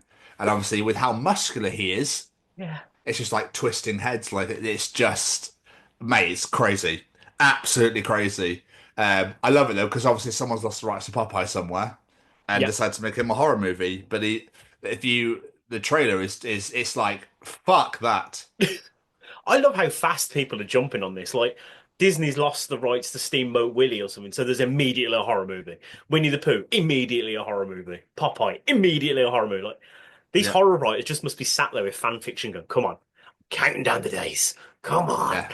They're waiting for Darkwing Duck next or something. I don't know. Holy shit, that'd be incredible. Of course you would think that. Yeah. Of course you would think that. How much Darkwing Duck have you watched? Not since as a kid, to be honest. Well, so fuck Just you then. my knowledge of what I can remember of the character would be pretty cool as a horror movie. Yeah. All right. All right. Okay. If you say so. Great theme song. I do remember that. The way you made it sound like you watch it all the fucking time. Does anyone still watch kids' cartoons from the 90s all the time? Oh, mate, I used to love Turtles as a kid. Oh, Great. that was so great. good. That I never watched Transformers. I did watch Transformers. I used to watch Spider-Man, X-Men, 93. Was it 93 or 92? It was 90. The original I'm cartoon. sensing you were a Fox Kids man. I was Cartoon Network. Was that on Cartoon Network? No, but I was Cartoon I was Network. gonna say, yeah. Dexter's Lab, Oh, Ed, Ed and Eddie. Cow and Chicken, Yes, Johnny Bravo, Johnny Powerpuff Bravo. Girls. I am Weasel. Oh, I am Quest. Weasel. Oh, yeah, that was my wheelhouse. I watched Cartoon Network all the time. I had cable in my room, and it was pointless because it didn't change from that channel. It just might as well just stayed on Cartoon Network. Elite level TV back in the day. Didn't need anything else. Just elite. Two Stupid Dogs. Oh, yeah. So, obviously, I just want to throw out there that I really hope everybody in LA at the moment is all safe and okay, and that you are, that you've got to safety. Obviously, Darren last week, one of our guests from last week, lives in LA. So bless him. He let us know that he's okay. So to anybody out there, if you can help, please do. Donate to the Red Cross. Any money you can throw over there, please give them as much as you can. I really, really feel for them. But then it made me think, I'm not making light of it. I'm just trying to think of why, I don't know why news channels do this. Is there a fire in LA, is there? Better someone out there to check. Can you report from right in front of it, please? Can you make it so get in background? Make sure it's in background so you can see the roaring flames that will fucking kill you, and make sure it's as close to it as possible. Yeah, I've never got that. It's same with like war correspondents. Why are you sending these people out there? There's probably video footage. Have them in the safety of a room and just play some video footage in the background. Pretty much just go. Definitely a war on. Exactly that. Can you send me home now, please? I don't want to be here anymore. Like, fuck all of that. No one wants or needs to be there. Just mental. Never got it. There's a hurricane on the way. Fucking, I can't. I need to get in but I need to report. But there's a hurricane. Just disappears. Just fucks out. Like, oh well, we've lost Trevor. We've lost Trevor. Cut feed. I'm here to report it's raining outside. You can tell because I'm fucking soaked. Yeah. Absolutely true. So true. Never got it. I've never understood it either. No. Just like, I am reporting because there is a wildfire spreading through LA. Yep, it's still there. Yeah. I'm quite warm right now, so I know it's real. It's definitely happening. It's just mental. Just fucking, what are you doing? Get to safety. You're telling everyone to evacuate and get to safety. So maybe you should follow that advice as we look to the news for advice. Follow take the lead. Yeah, it's just how it is, isn't it? I don't know. No, another advice. I just bless them. They must get some fucking danger money though. Oh God, yeah. Yeah, they must get some absolute serious danger money. As you can see, there is I'm being fired at. I can't report. Well, can you stop shooting that gun, please? I need to report that the people of BBC are relying on me here. Can you fucking stop shooting that gun? Everyone falls dead. What would happen if they were like, anyway, I reported here from bed. I'm amazed that's never happened, to be fair. Gone. Go back to channel news. Oh, fucking hell. BBC News at 10 is what I'm trying to say. There's like, and the weather? We, the BBC, would like to say that he went there of his own accord. We hold no responsibility. And now the weather. Yeah, absolutely. I can see that just start shuffling the papers like, let's look at some local news, shall we? There was a fox found in a tree. Foxes now live in trees for some reason. I'm in the middle of Morecambe, looking at some foxes in a tree. Fucking Trevor's there. Why couldn't you have sent me there? Why couldn't you have sent me to fucking Accrington or something? Why couldn't I have gone there instead? and reported on some fish market. Where would you like to go? Ukraine. Where would you like to go, Trevor? Iraq or Akron? So, choice is yours, my friend. Yeah. Ukraine or Kilmarnock? You choose. One do you get paid 20 quid and the other do you get paid 20 grand. A day. Jesus Christ. How are you, James? I'm good, my friend. I'm a little bit tired because I'm working nights, so body clock. Oh, you do it. But, yeah. I don't know how you fucking do it. I don't have a lot of choice, really. No, okay, fair. But yeah. No, it's been Fair all right. point, Past 2 nights at work, I've been on my own, so I've just been Oh, stuff. oh, Yeah, it's quite beautiful. To be fair. I'm so jealous. Yeah. I'm so jealous. Like halfway through the night, you get a little bit lonely. Like, I quite like someone to talk to now, and then you're like, yeah, but at the same time, I don't need to talk to anyone. This is quite nice. I could just have a bit of me time. This is great. Yeah, decent. Yeah. But no, I've got 2 other people with me tonight, so that fun's over. Oh, Back bastards. to socialising tonight. Oh, fucking threesomes in the office and that sort of Yeah, I thing. know, right? Yeah. Oh, what a job, mate. What a career. I know, right? But yeah, other than that, I'm good. How are you, my friend? I'm fucking shattered. And on that note, we should probably go to Callum's Treachings. Hello, this week's treat tunes come from the set of my own podcast, That Gym Couple Podcast, that I host with my partner Lucy, where we discuss all things gyms, fitness, gym anxiety, and a bunch of other stuff in between. If you do have the opportunity to come and check us out at That Gym Couple Podcast on Spotify and YouTube, we'd very much appreciate it. Callum is here to treat the world, the nation, the universe, the galaxy, the Milky Way, Mars, Venus, you name it. He's probably treached it. All right. But Jamie, let's kick off. What is Callum treaching us this week? Marsupials are the only animals that can be pickpocketed. Have they got pockets? Kangaroos aren't. Kangaroos Oh, are marsupials, pouch! isn't it? Yeah, pouch. Yeah. Yeah. I can't imagine they're holding anything of interest in there, though, to be honest. How would you pickpocket that, though? It's in front of them and they'll be staring right at you. I'm just going to have a rummage. No, you're fucking not. You're right. I'm not. You're scary. Oh, it's a baby. Oh, yeah, no one wants that. That's why you don't steal children. Knocks you the fuck, just gets its tail like, again, really? You trying again, Billy? You trying again? Trying to pickpocket? You trying to get in fucking Guinness World Book of Records of pickpocketing as many kangaroos as possible? Good night. What's a record? Mate, I'm surprised it's not fucking Guinness Book of Records for fucking everything now. Oh, yeah, I know. But how many doors can you open in 20 seconds? It's ridiculous.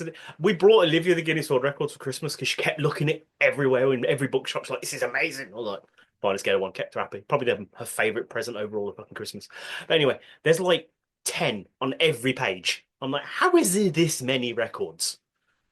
Yeah, it's mental. It's people that think that that go that lifestyle of I want, like Leah, fucking killing it. Competitive eating, phenomenal. That makes sense. Yeah, that sort of shit makes sense. But when it's how many pins can you put in your eyes in a minute, you're like, yeah, like really, who's training for this? There was one of them that was the most amount of walnuts smashed with your head in 60 seconds. Oh, for fuck's sake, man! I only smashed 7, but I got 3 concussions. Wonderful, perfect. But hey, that was 2. There's definitely 7 there.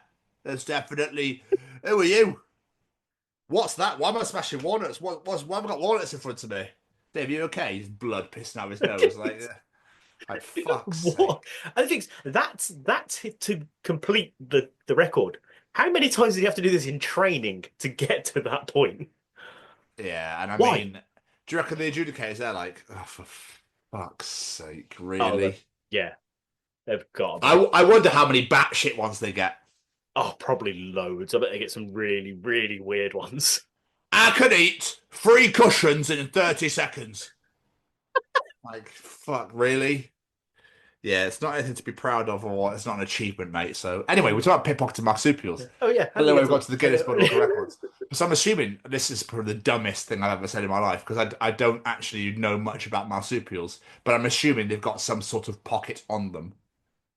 Yeah, I assume so. I'll be honest, I don't know a fat lot. I'm not exactly known for my intelligence, but I can't even think of Period? any. Yeah, pretty much. I can't just really think of any other marsupials other than a kangaroo, if I'm honest. And a Well, lot you of got them. one. I got none. Yeah, there we go. So I'm weirdly thinking of those ones that jump and fly with the wingy things. They're like a little squirrely type Oh, creature. sugar gliders. Yeah, have they got them? I have no idea. Okay. To be honest, I don't know. Callum, mate.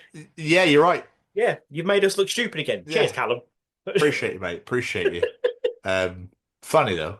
Anyway, what else is Callum teaching us this week? Cold milk is a human invention. Naturally, all milk is warm due to body heat. That's very true and very hell. gross. Yeah. Oh.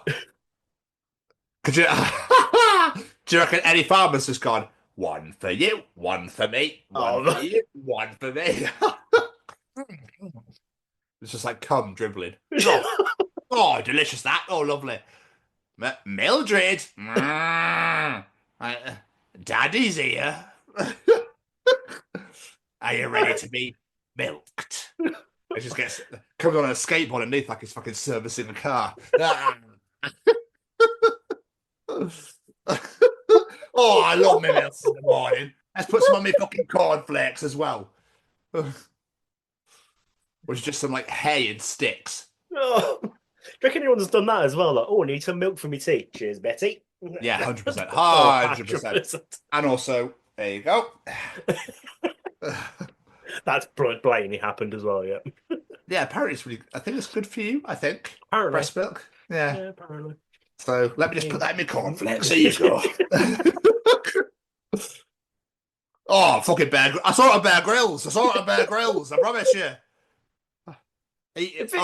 The worst Bear Grylls thing ever is when he rinsed that elephant shit and drank all the. Oh no! Oh, yeah. Have you not seen it? No, I don't think I want to. But this is me. Twist and all this water coming. Just because I don't want to suffer alone, I am looking for a clip and putting it in because everyone has to suffer this now if I need to know this knowledge.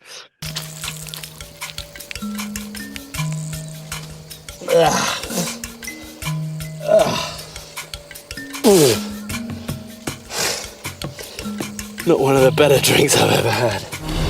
Yeah, I mean, Bear Grylls. Why do you even think? Oh my god, I'm really thirsty. I better wring out some elephant shit. Yeah, I know. Just know.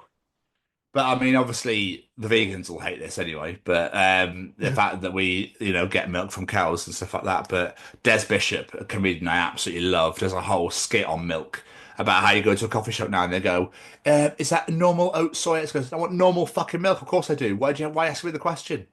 And it's really funny, and I highly recommend people check that out as well. But yeah, like, who thought to refrigerate it? Yeah, it's a bit of a weird. But I imagine there must be a reason for keeping it fresh. I imagine, but because they don't just bottle it straight away, do they? They like heat it, like pasteurize it. So it's probably preserve it after all that crap. I imagine, but probably a lot of farmers are dying around here. What's going on? Yeah, no reason. It's all milk-related incidents. Yeah. So basically, have you got five? It's gone. What's that over there? Is that a fox in a tree? Thing is, what makes me laugh as well is nice glass of cold milk. Sounds delicious.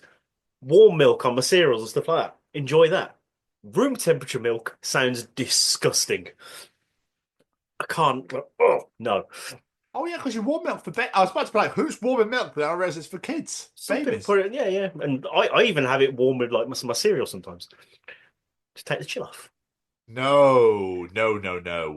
Yeah. I don't get you sometimes. I don't. You're having warm food cold and now cold food warm. What the fuck is wrong with you? It's like it's like a Missy Ellioting the shit out of food. And like you're reversing everything because it's like, I don't live to normality. I will live how I want to. Fuck you all. You never drank warm milk? No. Well, apparently I was a child.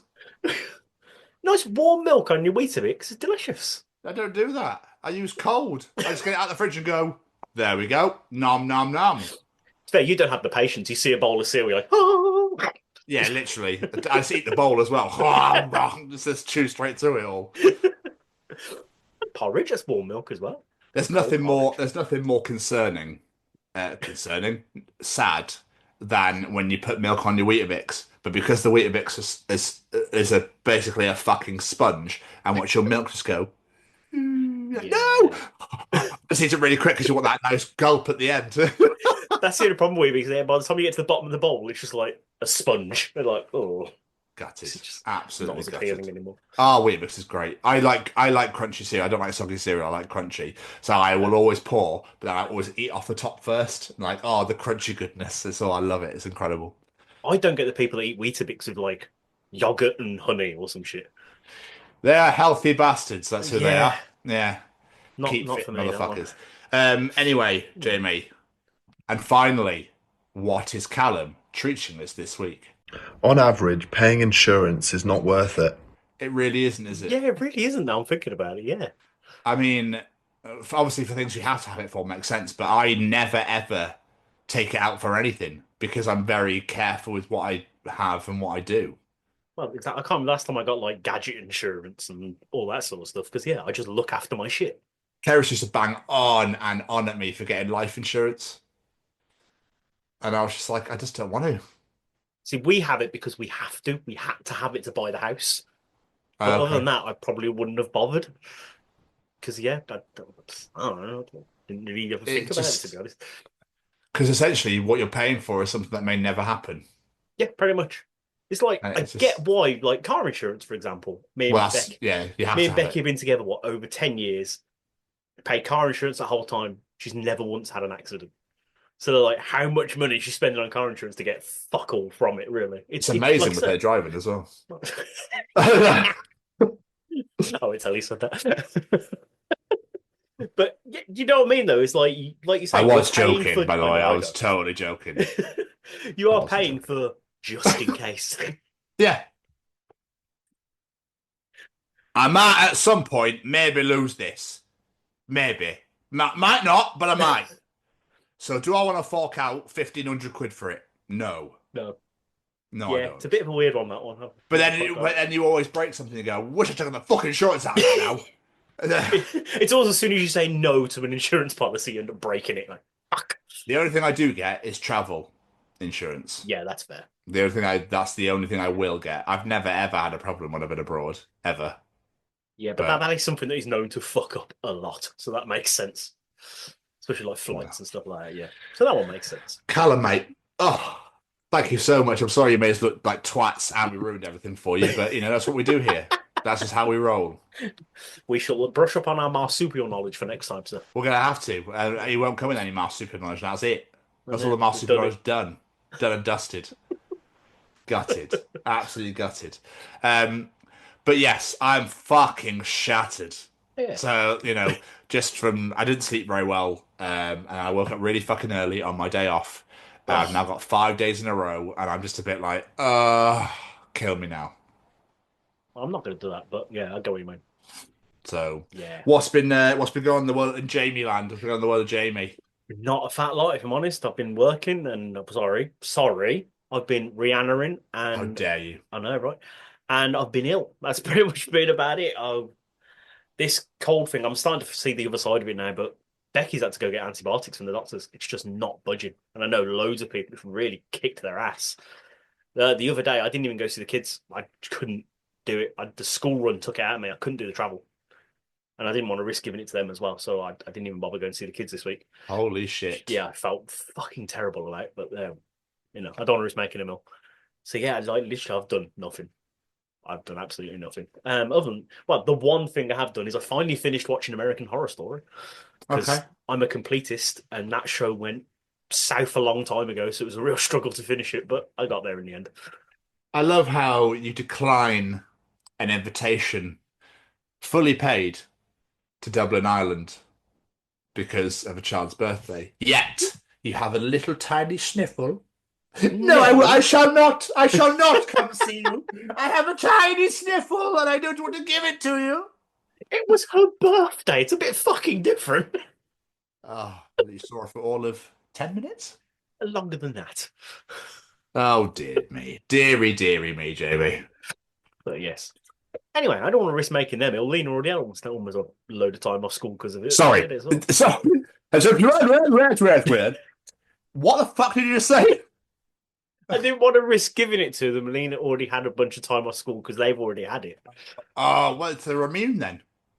You can't be immune from a cold. If you've just fucking had it, I'm pretty sure you can be. Oh, I fucking know. Says to her, let me get my stethoscope. Bear with. It's gonna say yes. There's a lab coat and a stethoscope out of nowhere. Like, yes, absolutely. So what you'll find here is, as I redo my research, is as soon as you have a cold, you are immune for 5 days, but only if you live in Uganda. Places. Why not? Okay, so they've already had it. Sorry. I'm trying to make this exciting and funny because we're both so knackered. People can watch this going, fucking shit, this. Sorry, man. We're doing Jessie some fucking. We're not doing her any justice here. We're just two very old rambling men. Like, oh, I had a cold. Don't want to give it to kids. Don't want to give it. There's foxes in trees, don't you know? It's funny because I'm talking about it like it's my life. Yeah, that happened. Then you're right. When I look back at it, like, yeah, I'm literally an almost middle-aged man moaning I had a cold and I couldn't get off to go see my kids. Fucking hell. I need to get out more. I'm just going to start making shit up. Okay, fair enough. I went on an action adventure. I saved loads of orphans from a burning fire, and I done loads. It's been a very eventful week. What about you? What have you been up to? Rihanna in, mate. There we are. Literally Rihanna in, like, and then coming back here, I had to get my piercings changed because work had a bit of a meltdown about it.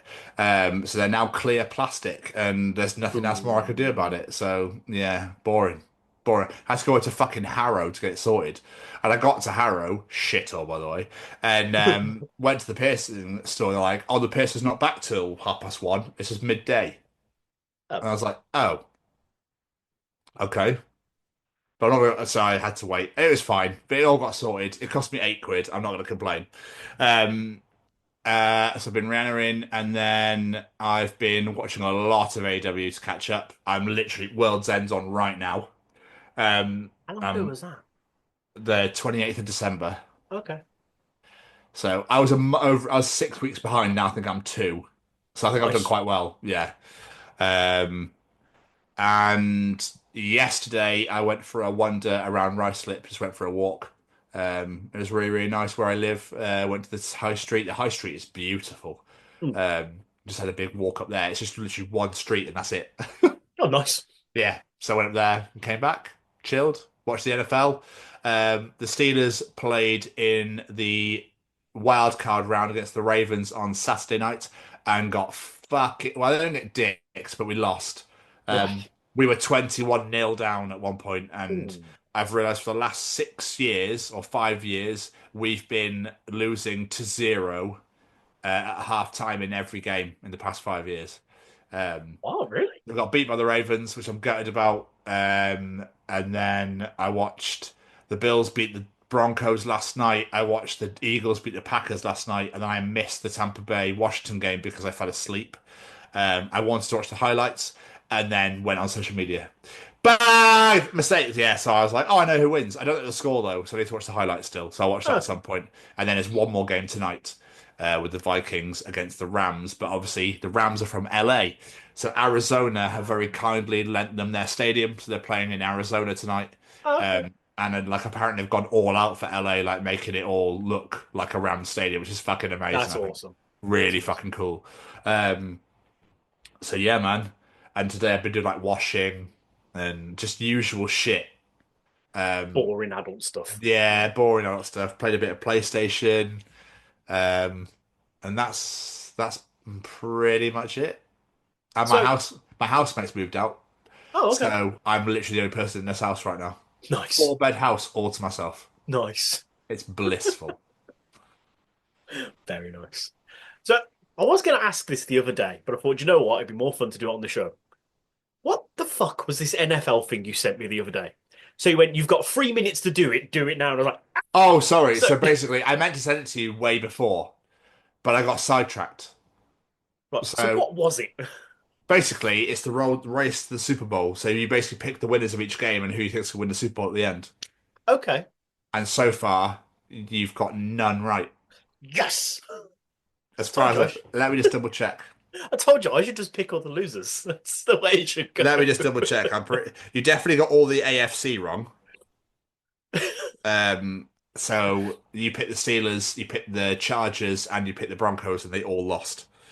Amazing. You're welcome. You're welcome. Yeah, so you picked the Packers, and they lost to the Eagles, and you picked the Buccaneers, and they lost to Washington. Okay, so I did well then. Okay. You've done really well. Yeah. So what you've got left is you pick the Vikings tonight, and I picked the Vikings as well. So we'll see how that goes against the Rams tonight. But yeah, so basically, I messaged you 2 hours before kickoff, Yes. then forgot to send you the link until 3 minutes before kickoff, and was like, "Fuck, pick your teams." And it wouldn't load. I was having to write it faster, and it's like, I don't know what any of these are. I'll go for the Steelers, because if I don't go for the Steelers, Tom will throw things at me. I was like, what do you want? I think you hosted a WrestleMania once. I know you from South Park. Like, that was my rationale. So you picked the Steelers because I would get angry. I picked the Ravens. Oh, you picked against your own team. Yeah, I did, because I knew we weren't going to fucking win. Well, I suppose. I like to be the I optimist. wanted us to win. Like I really wanted.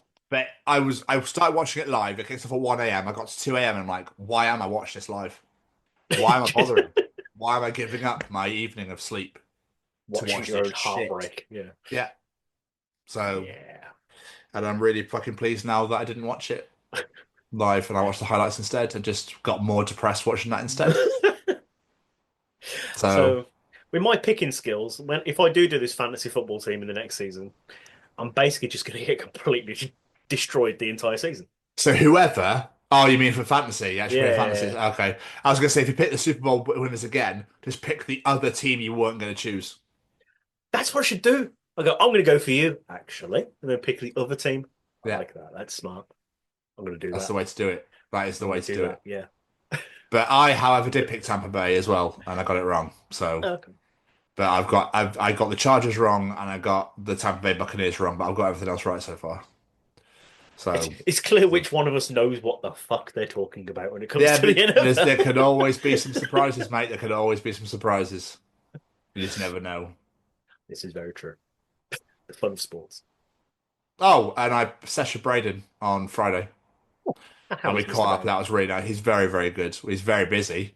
That reminds me, I can't believe I spoke about it. Braden released his brand new EP on Friday called Not a Home. And I highly recommend you all go and check it out right now because I'm on it.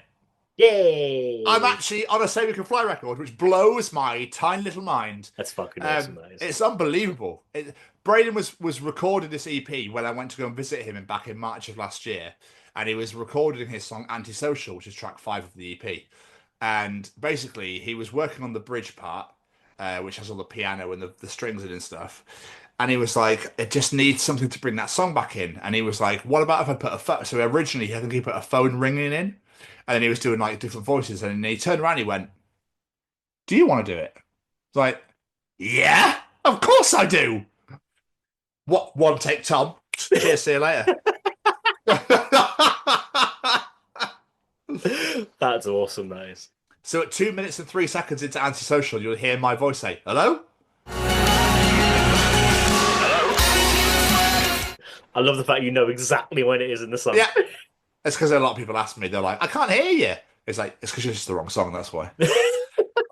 That would help. Yeah. Yeah, it's fucking, dude, like, it's weird because obviously Braden's been a massive hero of mine for a very long time. I've been listening to this since 2015. And then to interview him on this show in 2020 was massive in itself. For then him to reach out and be like, wanna hang, was like, what? You know, it's like mind-blowing. Mind-blowing. So the fact that I'm now on a Say We Can Fly record, it's one word. I don't give a shit, though. Who gives a fuck? Yeah. You're on it. It's just, and that's gonna be there forever.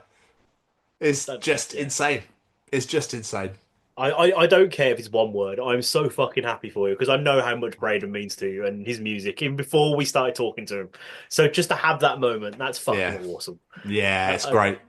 You know, If I got told I could say one word on a Kiss record, I'd milk that shit for the rest of my life. So I completely fucking get it. I hope you realise I'm never going to stop sending those Kiss videos. They are so bad. That Heaven's on Fire one is the most upsetting one yet, especially for the intro. I love that intro. It's one of my favourite things in Kiss's back catalogue. And just the please, like part of me's like, please stop, and another part of me's like, these are great. That's so good. The Elvis one's my favourite. Thursday we're on about basically somebody on Instagram has taken all the music and all the lyrics out of songs and just put voiceovers in for what they look like they're saying, and it's fucking hilarious. It's the squeak of the shoes when they're dancing that gets me every time. I'll put in a little clip for context, but yeah. Amazing. I want it, won't give, but you got hanging closer, baby, hear me breathe. But it's about Brayden. We should hear from the man himself. Probably should. Hey, what's going on, everybody? This is Brayden from Say We Can Fly. Just letting you know, got a brand new merch store out there. Please let me say the link. Let me say the link, please. Okay, yeah. Okay, yes, you can say the link. Yes, all right. Okay. So the link for the shop. So the link for the shop is www.saywecanfly.shop. All right, good job, Seamus. So www.saywecanfly.shop, 10% off if you use the code. Let me say the code, please. Okay, fine. You can say the code. If you use the code. The code is The Chronicles. What? No, it's not. The Chronicles. No, it's not. It's The Chronicles, Seamus. Yeah, that's what I said. The Chronicles at checkout, all right? You get 10% off. 10% off? Yes, they know, Seamus. Okay? I'm just trying to help, all right? Visit www.saywecanfly.shop and use code The Chronicles for 10% off your order. Available at participating Say We Can Fly restaurants and web stores. Some restrictions may apply, but probably not. Stuff Tom's Journal. Yes!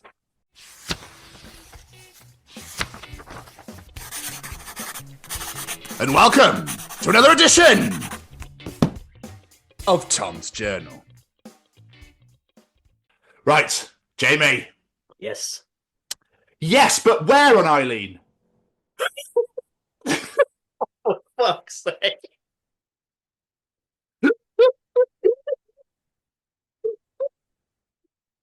I mean, but I guess a bit of guidance would have been helpful. We got to start strong, you know? We got to start strong. Oh, fuck. Come on, so, Eileen. so good. Face, naked chest. Yeah. Oh. Science teacher. Now, does anyone know why the water and the oil separated? Me, remembering what my parents told me. Oh, is it because of me?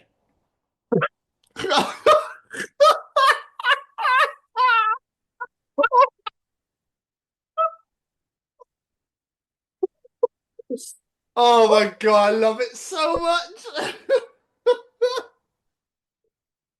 I don't know why, instantly in my head. Do you remember that meme from a couple of years ago? That guy just going, emotional damage. Just instantly came into my head, Dave. Emotional damage. School dress code update. Students cannot wear clothing with the name of any musician, band, unless the student can name at least 3 of their songs. The 8th grader who said, I thought Nirvana was a clothing brand last week has been suspended indefinitely. Good. So it fucking should have. Imagine if that was an actual rule in school. That'd be great. That'd be amazing. Yeah, but I hate them dickheads, though. Oh, yeah. You're wearing a Metallica t-shirt, are you? Name me 5 songs. I mean, how about you fuck off? Oh, you wear a Tap Out t-shirt, are you? How many asses have you kicked? Name me 5 MMA holds. Go on. Yeah, fuck off. Fuck off. I was out for lunch with a friend, and he suggested we split the bill right down the middle. It was 47.22, so I did it vertically. 47 for him, 22p for me. Perfect.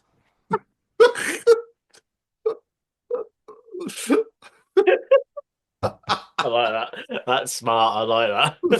I'm trying that next time. This is what you do. I stepped on the scales today, and it said bat. It took me a few seconds to realise it meant the battery was out. But before I realised that, I just said, I'm not a bat, out loud. I I was terrified where this was going then when you said this is you. I stepped on the scales today. Sorry, Thanks, James. mate. I know I put a lot of weight back on, but No, fuck off. That wasn't what I said at all. But to begin with, I can see why you thought that. But yeah, that is something I'd do, to be fair, yeah. Scottish Twitter has come through Oh, again. God. Why do folk only give their babies weight when it's born? You never see Facebook statuses saying, "That's my Nathan, 21 the day. Can you believe he's 15 stone?"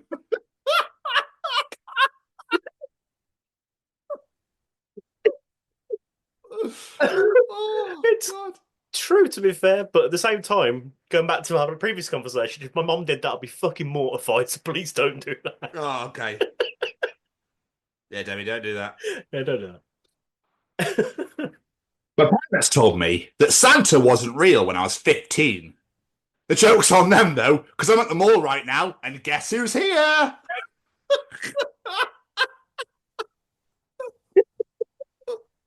I've never understood that.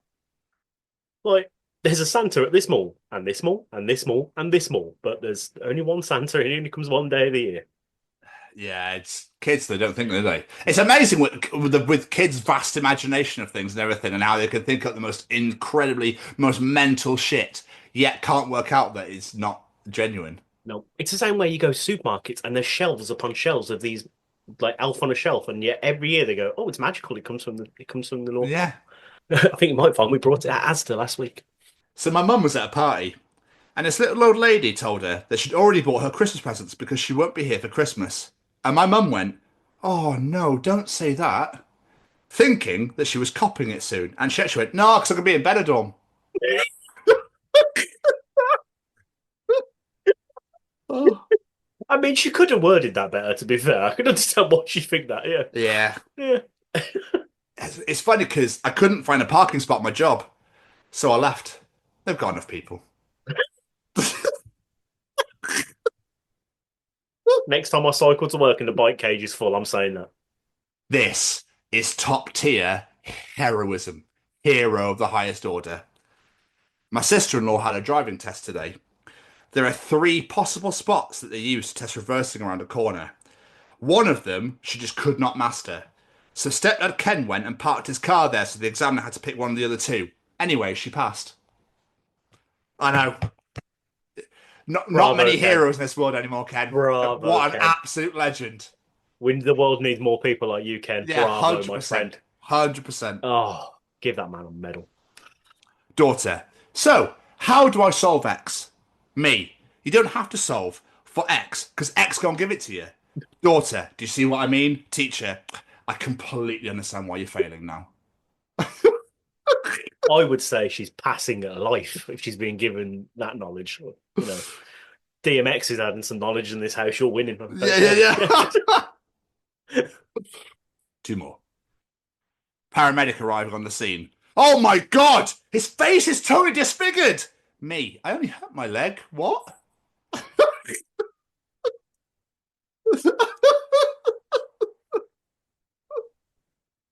That's got to have happened at some point, hasn't it? Someone's thought something's wrong and they're like, "No, that's just me. That's just who I am. I just broke my finger." Okay. My bad. This will blow Sam's mind. What if mayonnaise came in cans? Oh. Well, that would suck because you can't microwave metal. Good morning to everyone except these 2 people. Ew, no. No. See, I'm not drawing the line on this one. I ain't microwaving mayonnaise. Oh, Exactly. That's just wrong. Why is it not in cans anyway? That was another edition of Tom's Journal. Oh, absolutely beautiful, my friend. Absolutely Thank beautiful. you. I really don't want tinned mayonnaise, though. No, do you want canned mayo for the microwave?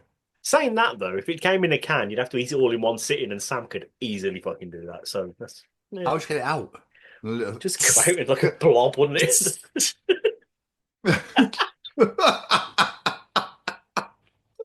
Why is it fizzy? Oh. It's about getting into schools and talking to young people because, you know, I know that people can change. and it's about talking to people and getting them to understand and perhaps step back from violence and prejudice and whatever. And we just need to work together and keep on the good fight there. Absolutely. Hey there, guys. We are ecstatically happy to announce that we are associated with the Sophie Lancaster Foundation. The times are changing, and with the unfortunate death of Sophie, those changes have made a massive impact for the future. If Sophie was with us still today, I can guarantee what you are doing will still be reaching so many lives of young teenagers, young adults, and those who wish to be as different as possible. So thank you very much. To find out more about this incredible foundation and all the work they do, and more importantly, how you can help, head on over to www.sophielancasterfoundation.com. Mama, mama, Mr. Stevens. Mama, mama, Mr. Stevens. Me, Mr. Stevens. Me, Mr. Stevens. Is that na na na na na? That's Spice Girls. Yeah. Get it on, get it on. But you're Jamie, and I'm a widow. What the hell is Jamie doing here? Tom don't belong here. For half a second, I was like, what is he singing? Then as soon as you came to, I was like, I got it. Because tonight is the night where we participate. Proud of you. I was so worried you go for the whole fucking title for a second. I was like, there's no way that's going to fit. Fucking did it. Yes. Finally, after 155 editions, I got it. But you're Jamie. Let's participate. What the hell are we doing here? Participate, bitch.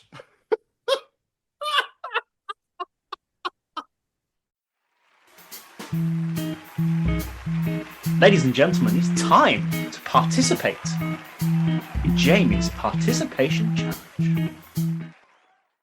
This week, inspired by last week's edition, we said we've all had those moments of pain where we say, did I seriously just do that? So with that in mind, this week we're asking, what is the dumbest way you have ever injured yourself? What say you, Mr. Stevens? I can't remember. There was a really stupid thing I did where there were two massive wheelie bins. This I lived in Germany, and I was tiny. I was small. I was like 7, I think, and I pushed my way through the wheelie bins as a bike came down and absolutely cleaned me out. Oh my God, I've never felt pain like it. But there's a huge field. There was nothing else around. I could have just walked around and just noticed the bike. Do you know what I mean? But I went to the middle of the bins because I was a twat. And he absolutely cleaned me out. He was fine. I bet he was. Yeah. But I've been run over by a bike. It fucking hurt. Onto concrete, might I add. Oh, yeah, fucking that was bad. Most of mine that I could think of are from when I was a kid. I couldn't think of anything I'd done when I was an adult. Like that surprised me for you. Yeah, I know, right? I'm not actually that clumsy. I'm just an idiot. But one that really come to mind then when we were talking, because you mentioned a bike. I was learning to ride a bike, and my mum's partner at the time had this idea of putting one of my wrestling figures down and was like, I think it was Hulk Hogan. I don't know why I remember that. He's like, aim for that, like help like learn steering and stuff like that. So I did that. I went over Hulk Hogan, and then I went over the fucking handlebars and landed onto a pavement path. That really hurt. Amazingly, I got back up and went back on the bike. Good lad. Didn't put me off. There is one thing I did do. Cheers, Hulk Hogan. As a kid, wooden slide. And thought, how can I go down a slide that's not naturally down a slide? So put my legs over the wood. And burnt the entirety of the back of my hamstrings. Just burnt all the way down. That was painful. I'm not surprised. Yeah, that's a twatty thing to do. That was also in Germany. That was weird. It's a good job they got you out of Germany. So yeah, totally. Right? Out at this point. I did also remember once when I was a child putting my fingers in a blender. Oh, you twat. Yeah. Luckily, it wasn't like the actual blades bit. It was like the rubber rings that make them turn. Because this was the early 90s, there was no such thing as safety features. So I turned it on and went, oh, they're spinning fast, and touched it with two of my fingers. I had massive blisters. Like, all the way down my fingers were burnt all the skin off. Yeah. Anyway. Yeah. Anyway, audience answers. Let's start off with the beautiful Simon Mitchell. Trying to kick a bus stop roof, or at least trying to see if I could touch the roof by kicking my leg up towards to facilitate the touching. It was outside the infamous McDonald's on the Cheltenham High Street. It was wet, and of course I slipped and fractured my elbow as a result. Oh. I still have the scars from the surgery. Oh, fuck. I've seen said scars. They are fucking huge. Yeah, I remember this. Damn, Smitch. Yeah. Bless you, you mental head. Dino Maguire. I was trying to do that thing when you hold the back of your heel and jump through with the other foot. I've seen people do this. I have no idea how you do it. I was practicing at work and I got so close. I went home and tried again, tripped myself up, hit my head on the table and broke a tooth. Oh. I'm feeling a lot of these are going to be, well, I was trying to do something stupid. And Chris Wallace. I opened our upright freezer and a frozen chicken fell out. I tried to control it like you put a football on the top of my foot.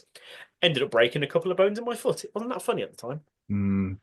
Yeah, I Could see him remember doing that. Yeah, I remember Joe did this with a block of cheese. Exact same thing, broke a toe. Yeah. That was on there. Yes, it was. They had a conversation about it, I think, them too, yeah. This was very close to being put at the end because it's really made me laugh. Beth Adair. I injured myself twerking and I carpet burned my knee. How, Beth? How? I imagine she would have fallen forward or something. I don't know. How? Jude Milker from our friends at Acid Age. Again, this fucking killed me. Training nunchucks nude. I slapped myself in the nuts and then dropped them on my tongue.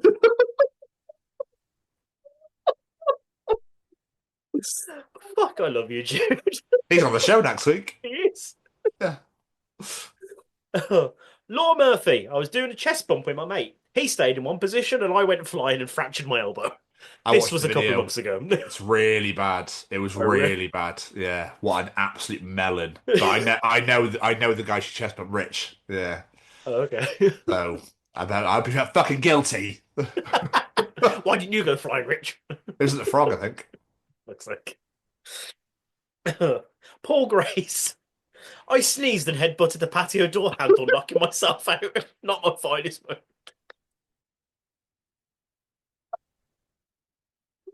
Oh, some of these are amazing. Oh. How the fuck does that happen? Oh. Cat Finch. Woke up still half cut after a party at a friend's house. I slid on an album cover sleeve, put my arms out and my hands went through the glass in some wooden French doors, impaling one of my fingers with a large piece of glass and resulting in me sobering up very, very quickly. Oh, God. Anything to do with glass, just... Oh, bless her. Check out the Razor's Edge. Yes, check out the Razor's Edge. Joe Barton. I've knocked myself clean unconscious about 5 to 10 seconds before when a guitar strap button flew out of my Explorer headstock, swing up, hit me straight in the temple. This was mid-performance on stage. Oh, Joe. Fuck's sake. Unreal. What is it with musicians hurting themselves on stage? I know. Oh, fucking hell, we had so many. Our good friend Hannah Hawkey from Rockfit. I couldn't possibly repeat it on Facebook. That makes me intrigued, Hannah. You're going to have to give us more details. Tina Bell. I once moved the slats on the top bunk of my bed to stop my sister from eating crisps on my bed. I forgot and went through and then broke my wrist. Oh, shit. Oh. I did ask the question, why the fuck was your sister sitting on your bed to eat crisps? Her response, to annoy me. Okay. Classic sibling rivalry, yeah. Matt Rose, tripped up a curb, put my hand out against the lamppost to stop from falling, broke my wrist on impact. Oh. Oh, It's all wrists. I know. Just the devastation. Like, this lamppost will save me. No, it's broke my wrist. Like, oh. But you'd rather just hit your face. Lizzie Edwards had an argument with someone, and because I was in a strop and trying to make a point, I went to put clothes in the washing machine, to which I then tripped up the kitchen step and fractured my wrist. 3 in a row. Mental. Fucking love it. Ruby Gore. I dated my ex.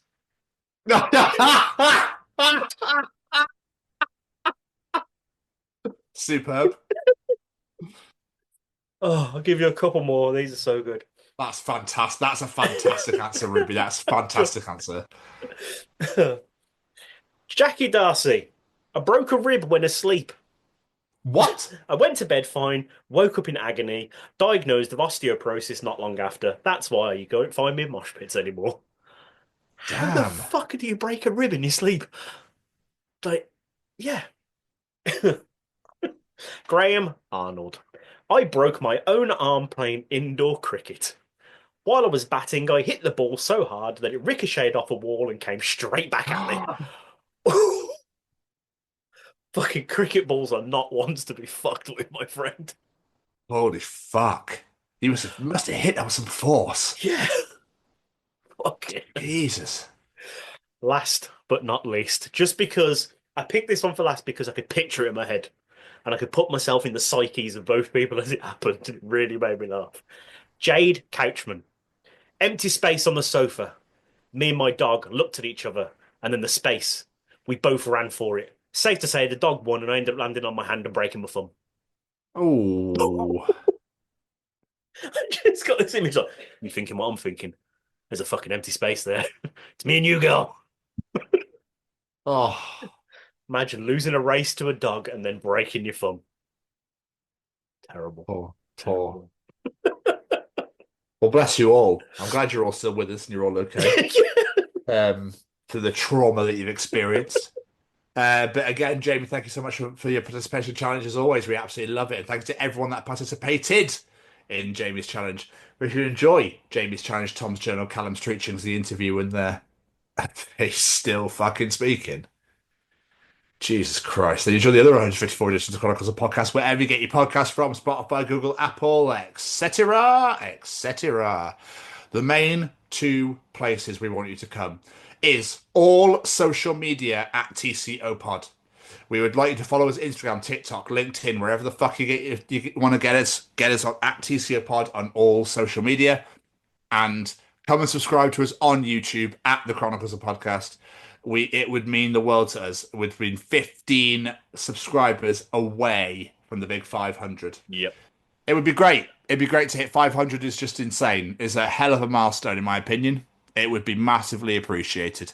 Please come and subscribe at the Chronicles of Podcast. Hit the bell to get notified when new videos are released and comment to your heart's content. That's all social media at TCO Pod and YouTube at the Chronicles of Podcast. Yes, Jamie. I just want to say a massive thank you to a few of our friends. Every single piece of music you heard on today's edition was brought to you by the wonderful singer-songwriter Matt Roberts. Go check him out, all social medias at Matt Roberts Music. Give him a follow on Spotify, YouTube, wherever you get your music from. Listen to his beautiful tunes. And of course, we have to say a massive thank you to Mr. Braden Barry and his Say We Can Fly shop. Head on over to saywecanfly.shop, see what you like the look of. It could be a piece of apparel, some signed lyrics, whatever it may be. Enter it to your basket and enter that discount code, The Chronicles, and get yourself 10% off your order. And last but not least, a massive thank you to the Sophie Lancaster Foundation, because they are stamping out prejudice, hatred, and intolerance everywhere, and I mean everywhere, because this is not a UK issue. It's a global issue where people of the alternative community are being treated differently simply because of the music they listen to or the way they dress. It is an absolute disgusting thing that this is still happening now in 2025, so help us help them bring an end to this. Head on over to sophielancasterfoundation.com, see what you can do to help share that message out with the world. It would mean the absolute world to us. And last but not least, a massive thank you to my beautiful co-host here. Appreciate it, my friend, massively. Another superb edition in the bag. Another superb edition indeed. I said it last week, I'll say it again. It's fucking good to be back. It's always good fun. It's always good fun. Jessie, thank you so much for being a part of our show. It means the absolute world to us. It's incredible to have you a part of the Chronicles of. But Jamie, as for this week, we will see you all next week for the Chronicles of Acid Age. Goodbye, everybody. Ta-ta! Bye!